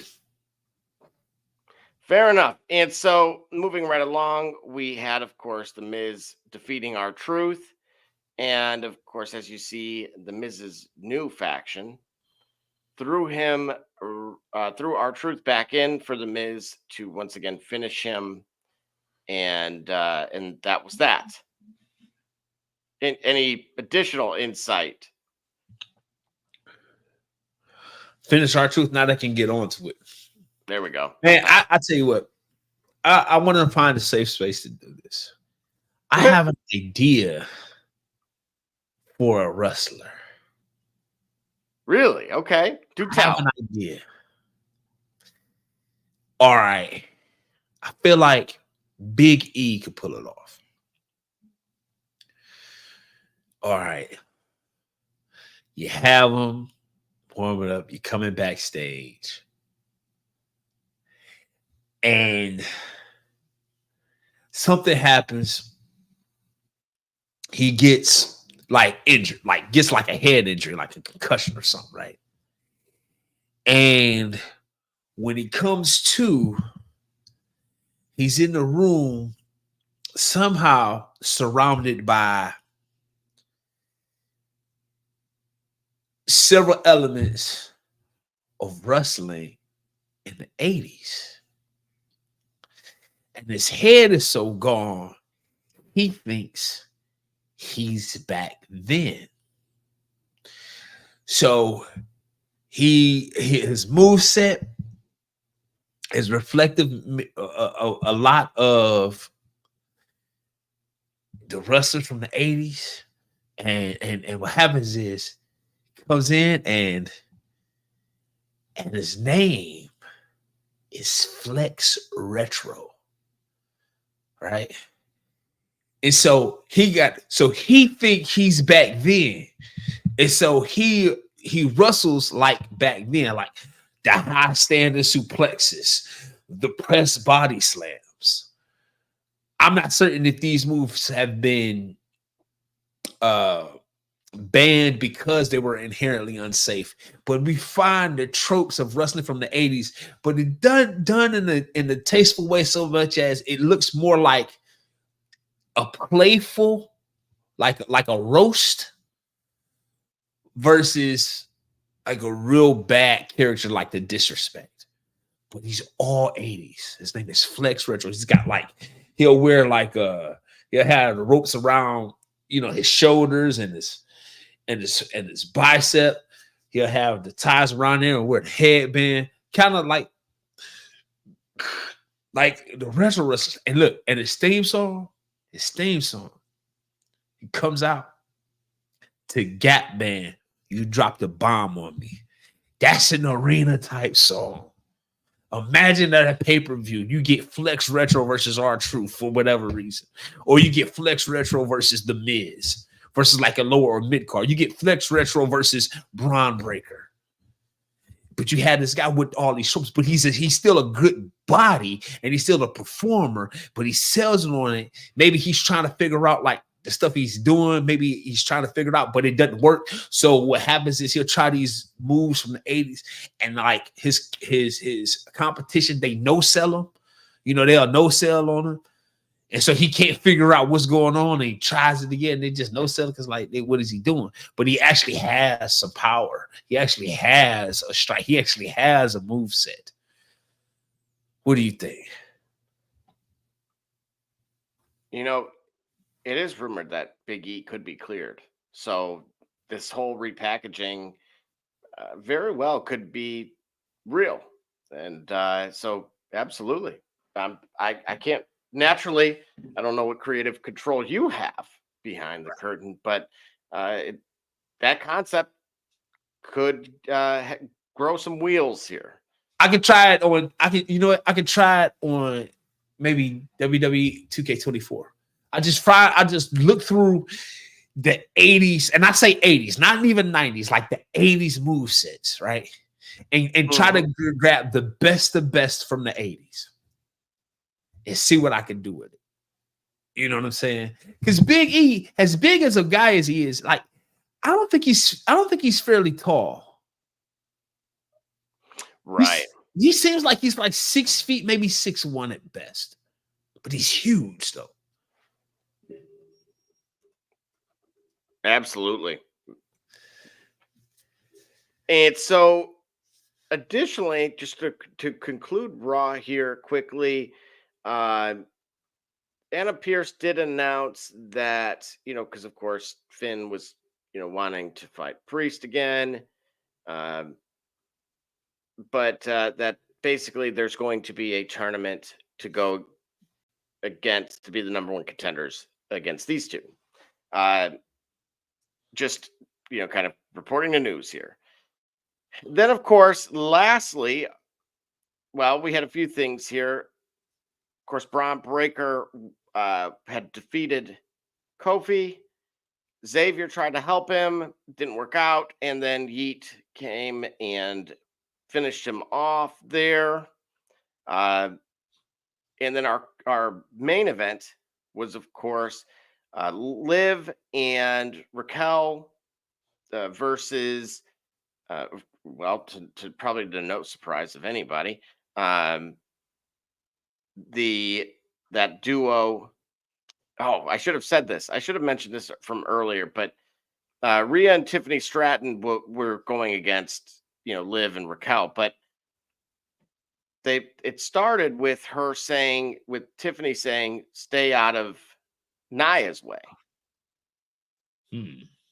So, kind of interestingly enough, we'll see what further develops if truly Tiffy time will be on time as well. So, again, I will point out here, Jimmy was there to convince Jay for help. Jay says no. So essentially the Bloodline family cinema is alive and well. But that match concluded with, of course, the victory, and that is intentional imagery. So, any final thoughts on tonight's Raw before the pre-recorded Raw, mind you, just for one more cinematic effect? Before we go to your rapid fire segment on Yes, sir. next week's scheduled matches.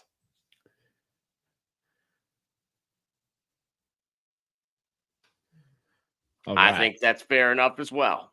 Yeah. Let's go. All right. So we'll take a quick 20-second timeout. Yep. Then we will jump into next week's announced rapid fire segment. Yep. And then we will conclude with Name That Superstar. And we will see you after this. Cleaning the cracks on your pavement surfaces can take hours and be torturous on your body. Until now. Buy Cracky Weed Removal Tool was designed specifically to clean pavement cracks in a fraction of the time, all while standing up. Buy Cracky's patented design incorporates a two-sided steel blade and is encased by a durable fiberglass shell. Simply use the large end to clean big gaps, then rotate and use the small tip for narrow gaps. Made in the USA, Buy Cracky eliminates weeds to the root and is environmentally friendly. Buy Cracky. Save your back while you clean your crack.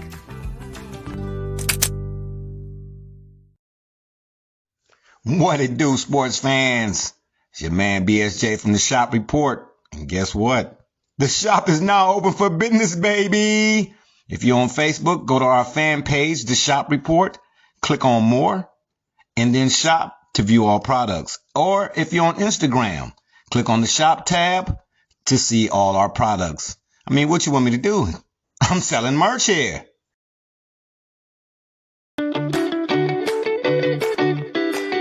I'm Jordan Gudeman, and I'm the founder and CEO of Eddie G's Cookies. I was first diagnosed with a nut allergy when I was young. At the time, there weren't a lot of labeled items that said if there may contain nuts or there are nuts in the food, so my brother and sister and I baked a lot at home, and we enjoyed treats from mixes and things like that, but I noticed that it was not the same as what my friends were enjoying, and I started making up my own recipes. When it was time to pick a career, I decided to start a bakery so I could share my treats with everybody else. When I started creating my recipe, I was taking in all the things that I thought I was missing out on. A soft, chewy center, a crisp outside crust, and a taste that is just like it came out of the oven at a bakery. When I put all those things together, I had come up with a recipe for a dream cookie. Eddie G's Cookies only uses the finest ingredients. We have all natural flavorings, no preservatives, and every cookie is made in a nut-free environment. The best part about Eddie G's Cookies is that they can be delivered right to your door. You can share them or not. We won't tell.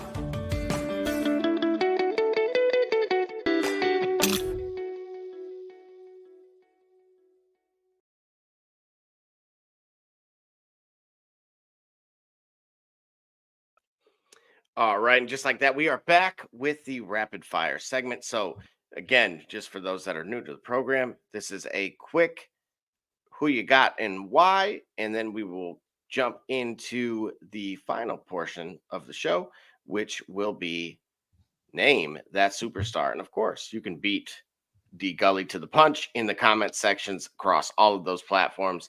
Give us your thoughts, and of course, we will show them on the screen. All right, I'm ready. Final Let's stretch. do it. Do Announced for next week's Raw is an IC title matchup between Yeet, Jey Uso, and Braun Breaker.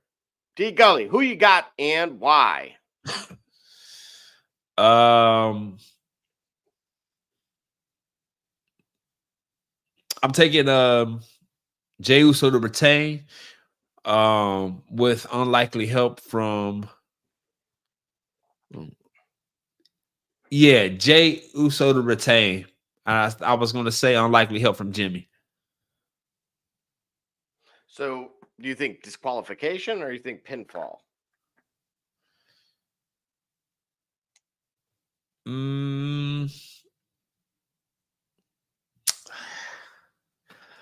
I don't know. But yeah, that's the way I see it. Fair enough. And moving right along, we have, of course, those World Tag Team Championship #1 contenders tournament. So the first round matches would be the New Day versus the Authors of Pain. Who you got and why? Who I got and why?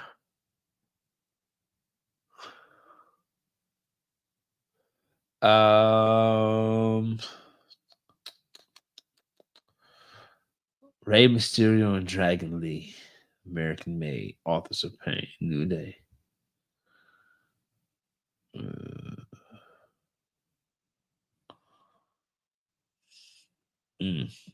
My bad. I was zooming right in on it off the camera. Give me on the left side. Give me Authors of Pain. On the right, American Made versus Rey Mysterio and Dragon Lee. American Made versus the New Day. That's what I'm looking at.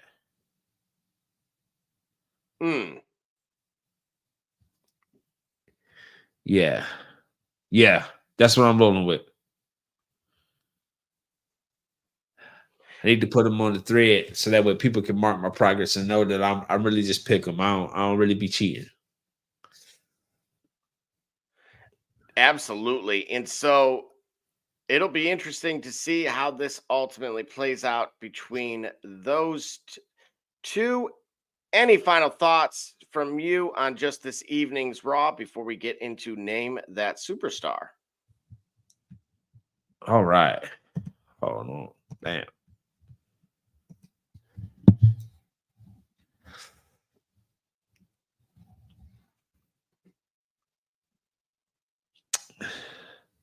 Yeah, I think I'm gonna stick with my picks, man. Good deal. All right. We will be right back after these messages with the final. Stay there. We'll be right back. Literally. SK Cunningham, and you watching the Shop Report. I'm Homie Diallo, and you watching the Shop Report. My name's Chris Murray, and you're watching the Shop Report. Oh, you're Jay Knight, you're watching the Shop Report. Bryce McKee, you're dropping in on the Shop Report. Barbershop Jay, Quentin Hines, Super Bowl champion. I'm ready. Let's do it. I'm on. Hi, I'm Mars Man. We're from Murphy Stadium, and you're watching the Shock Report.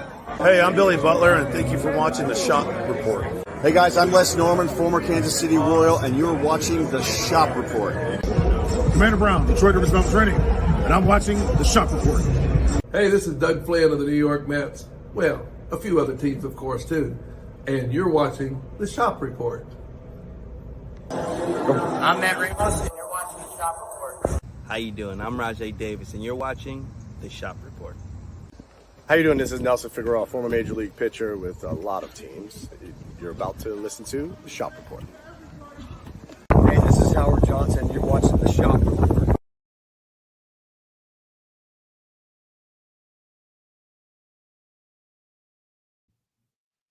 All right.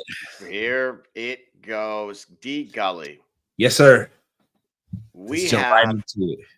an You got two. individual. Okay. All right. Yep.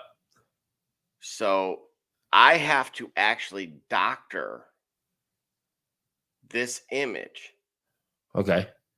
a little in order to just try and make it a little bit more difficult here. Because actually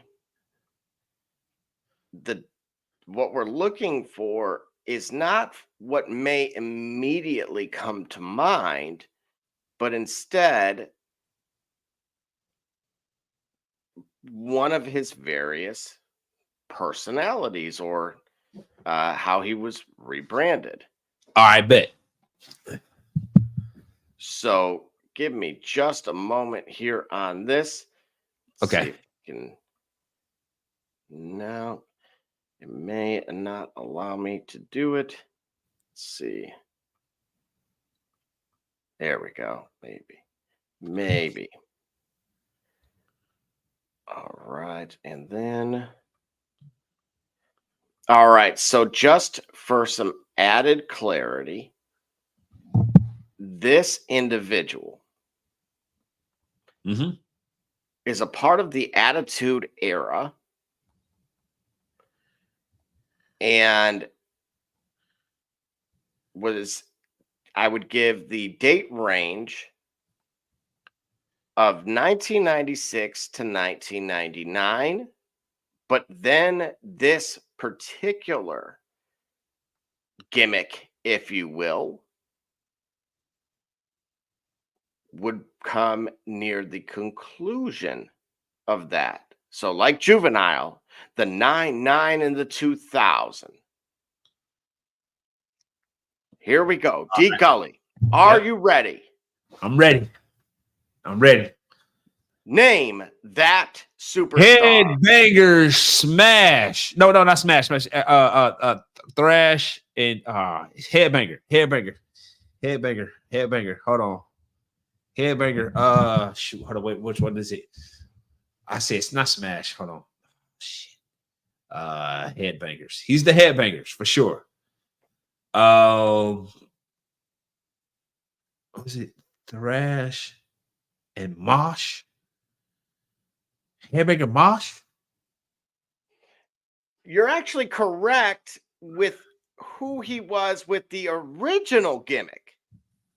Right. Oh, yeah, he was rebranded. Oh, Headbanger Mosh.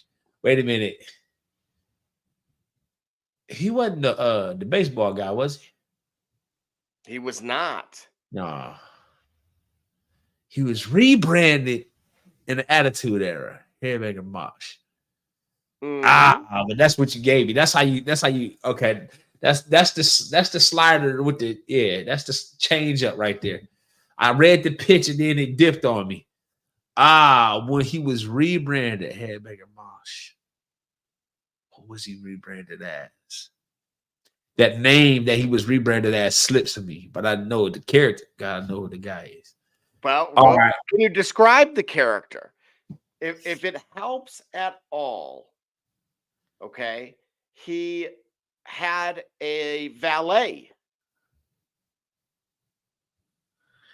So wait a minute. Even in the Attitude Era, he was rebranded, or he was rebranded out of the Attitude Era? Well, technically, 99 into the 2000s still would have been within those parameters. Those would have been Attitude Era. Yes, absolutely. So this is because of an injury to his, of course, Headbanger's teammate. He had no choice. And this is one of those head scratchers that could only have existed in the Attitude Era with what he would become, in which case, if it helps, you know what? I'll throw in an additional clue here, and I'll give you two. All right. This is phenomenal.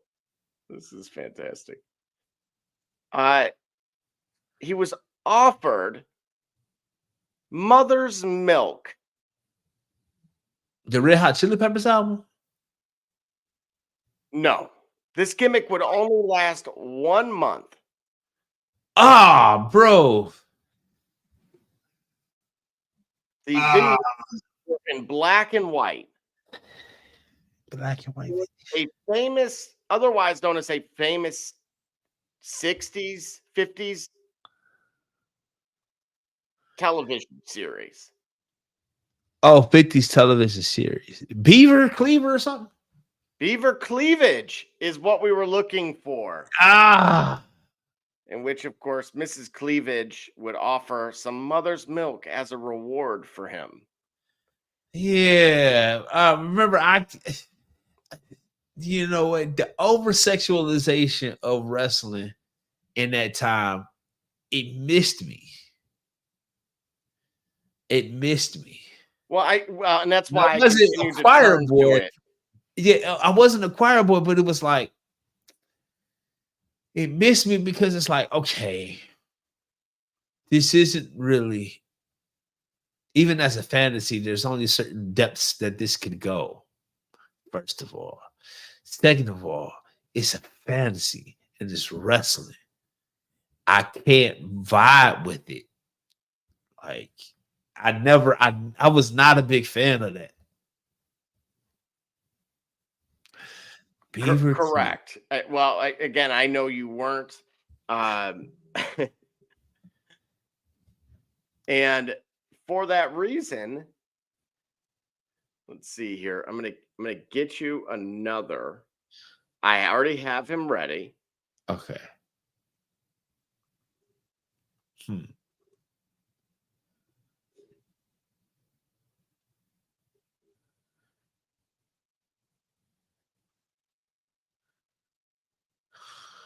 Let's see here if I can. Once again, I'm going to open the image and semi-doctor. This one is not nearly as difficult. I mean, the last one he literally had was wearing the Headbangers like t-shirt. Okay. So it was a little bit more difficult. Right. This individual, and name that superstar, okay, is going to be potentially quite a bit more challenging, as always. All right. I give you a softball to get you ready, and then this one's going to be a little bit harder. All right. So this individual had a very influential career in NWA and then ultimately in WWF. This individual would also be an inspiration to RVD. Okay. Inspiration to RVD. For RVD. Now, he also has a Big Ten tie-in with a background that was in, as you'll see here, it won't be any kind of guess, but of course, this particular gimmick would not last. And again, this is from the 80s. Oh, absolutely is right. Absolutely is right. And so we're not going to quite. So before I'm going to try to get you, what would that be here? We would be the golden era. So, of course, the golden era being a decade. So, again, I'm not going to make it easy. And, of course, unfortunately for this individual, he is no longer with us, which is why I've now began to choose these types of individuals in order to shed some light on those of the past. Sure. Okay. And all right. So, without further ado, let me get this image up for you. Where did it? Oh, wait a minute.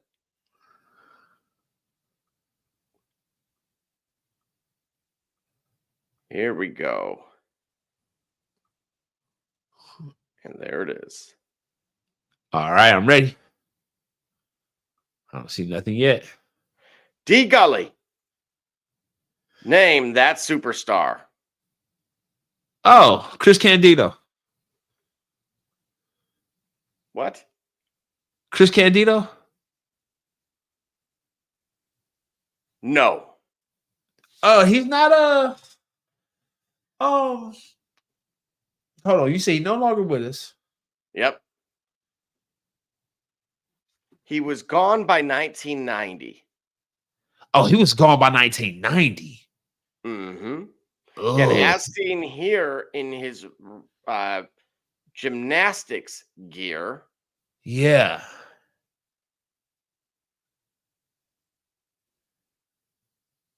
And shout out to Juan for checking in on the meta side of things on the Facebook side. Yeah, for sure. Juan. Okay. Shout out Juan. Big up Juan. And in the meantime, Mike Gully is thinking gone by 1990. Dang, I thought it was 1990. That's right. Fly by night. Wow. And it ain't Dino Bravo. Nope. Again, he influenced Rob Van Dam to pursue a pro wrestling career. Yo, you got me, man. I don't even have any guess. I don't even have a remote. Well, now, wait a minute. I'm going to help you out here a little bit further. Vince McMahon wanted to create a character that utilized his gymnastics background and cat-like reflexes. So, of course, this individual would end up having a mask.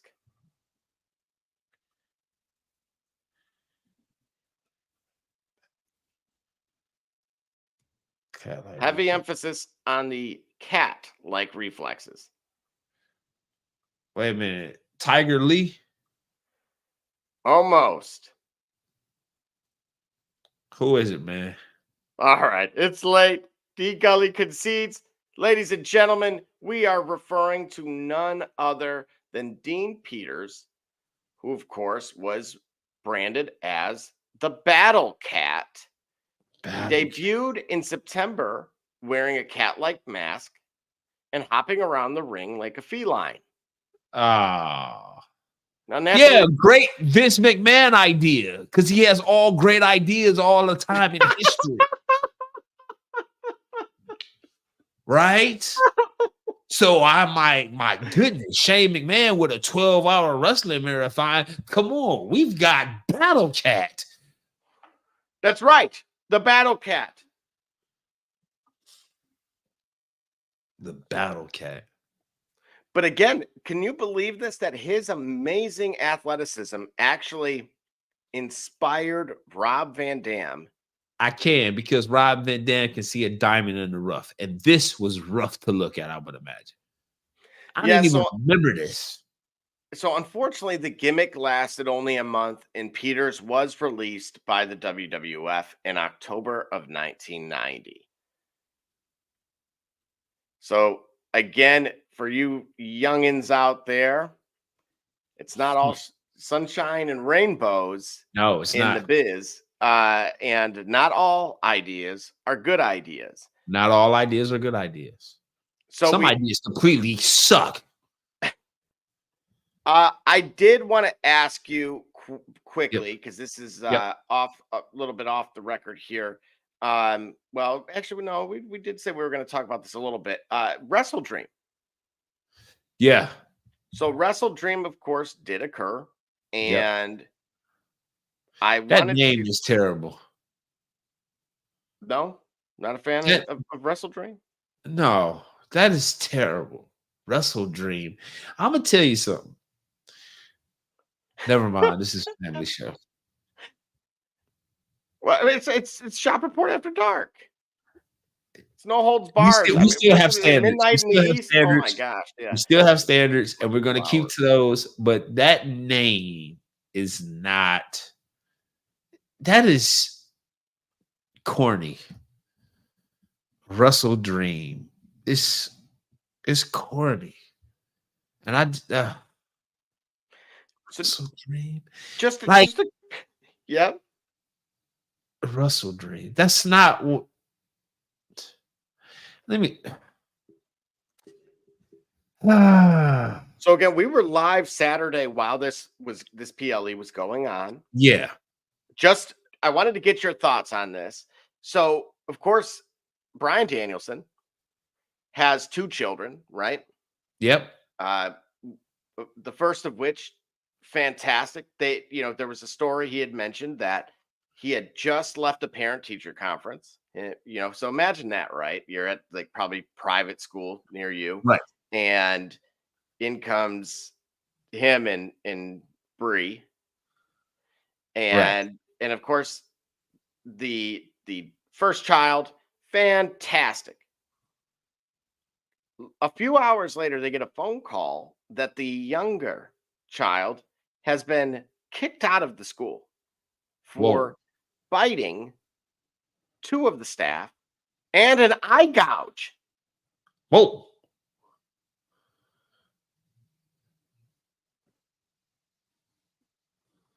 Does that not sound like the Attitude Era at a middle school near you? It does. Sounds a lot like it. Sounds a whole lot like it. So what I did want to point out, of course, is I don't have the image with me, but ultimately we do have a new champion from WrestleDream, and that was none other than Jon Moxley. And as it appears, Bryan Danielson's full-time wrestling career is officially over. What do you make of this? And do you like in the image I was referring to was actually Moxley with Cody Rhodes holding their respective titles. Any thoughts from you on AEW's new main event champion?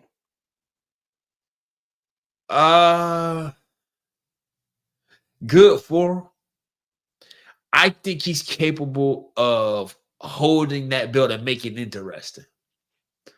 For Bryan Danielson, man, I think he just really wants that break that he's well deserving of.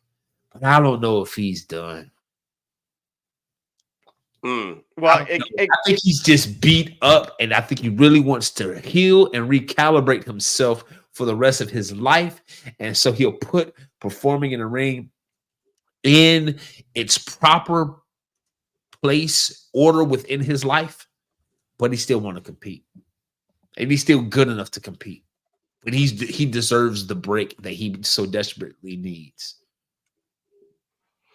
Right. Well, again, we talk about all the bumps that are taken, and his history, out of anybody, of course, in more recently, has been very well documented, and actually the fact that he's been able to get this far is actually somewhat of in some ways, nothing more than a credit to both modern medicine as much as it is to his determination and willpower. Because he was ruled that that he was supposed to retire a while ago. So he was. I want to give a lot of credit to him, but of course also to Moxley. I like the direction that they're going for those that, of course, are not just AEW haters for the sake of it, but actually give the program a chance. I will remind everybody, it is to all of your benefits to tune in to any program in that space. Yes. And of course, support your local house shows. Yes. As even the carnival ones with the stale popcorn, you never know. You may see the next John Moxley or Bryan Danielson. And that's just it. You know what? Gosh darn it. Yeah. There was an image that I want to say was it was either NWA, I think, and it was a faction. And dude, the Hall of Famers that were in that image, it was gross. It was just ridiculous. Like, this is modern, right? This is the current era. And it, of course, would span multiple programs, but the amount of champions that we are now household names were all in that image. So I will have to find it for next week's show. But Gully, any final thoughts from you? It does look like the again, for those that did see this, there was a lot of fallout. Again, Danielson was attacked post match. I mean, Moxley bit him in the back. I mean, that was kind of something I wasn't anticipating, amongst plenty of other things that took place. So it looks like I feel like it left many, again, MJF returned and of course, MJF and Cole, that was kind of expected, but Rico made an appearance. There was a lot going on and a lot left to want you to tune in, of course, and with where the storyline's going. So any other thoughts from you on WrestleDream other than the name itself? And go ahead, take it away. I'm glad that we've awakened from the WrestleDream, and the WrestleDream is over. That name is terrible. But it's in the end, it's about the product, right? Can't let a bad name cause me to miss out on such great action.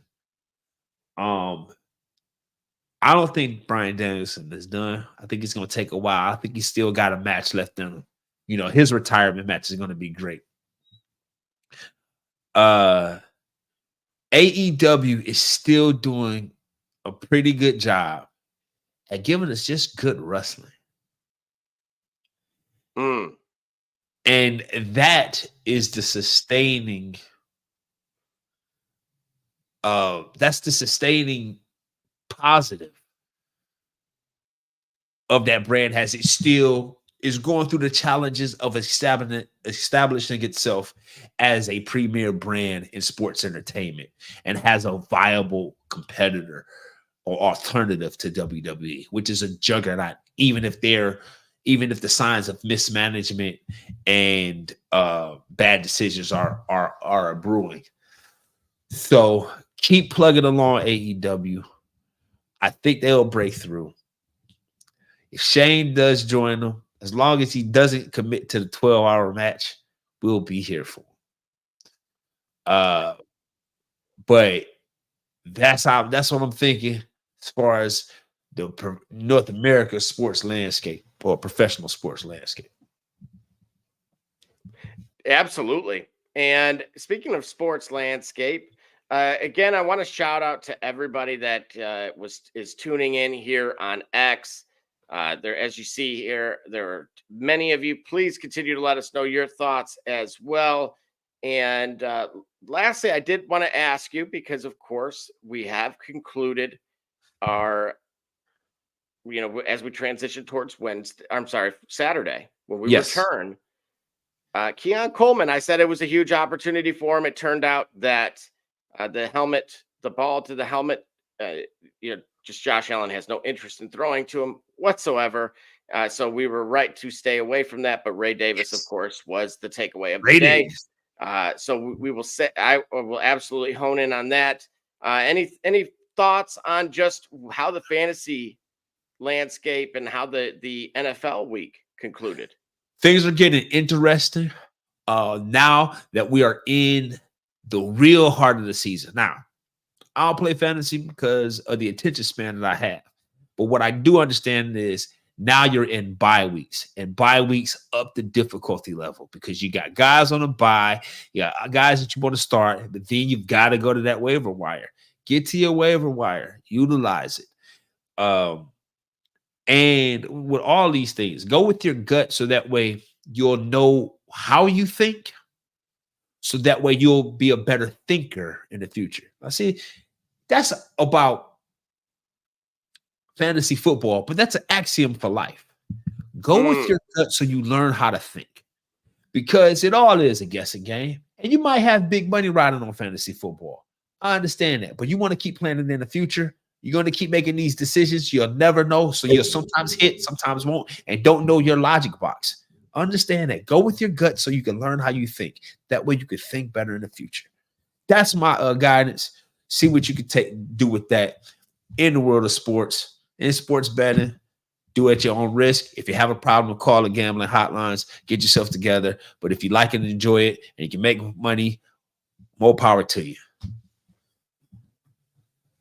Absolutely. Absolutely. And again, we will be returning Saturday. So sing Ave Maria. Until then, of course, there are going to be. Go ahead. There's plenty of waiver wire targets out there. Feel free, hit us up on any of the socials. I will probably be making a post or two with some high priority targets. But again, Ray Davis is your guy. Grab him now. Pay attention to those Saints receivers and what's going on with Shaheed as well as Olave. Because they're going to have to throw the ball to somebody. So they're going to have to throw the ball to somebody, right? And then, of course, the link is in there if you would like to join us on the Shop Reports Pick'em League. Otherwise, again, we return to you on Saturday. Saturday at 9 on the PM side. That's right. And if you really want to know what's going on, come to the shop. Walk-ins are always welcome. Holla.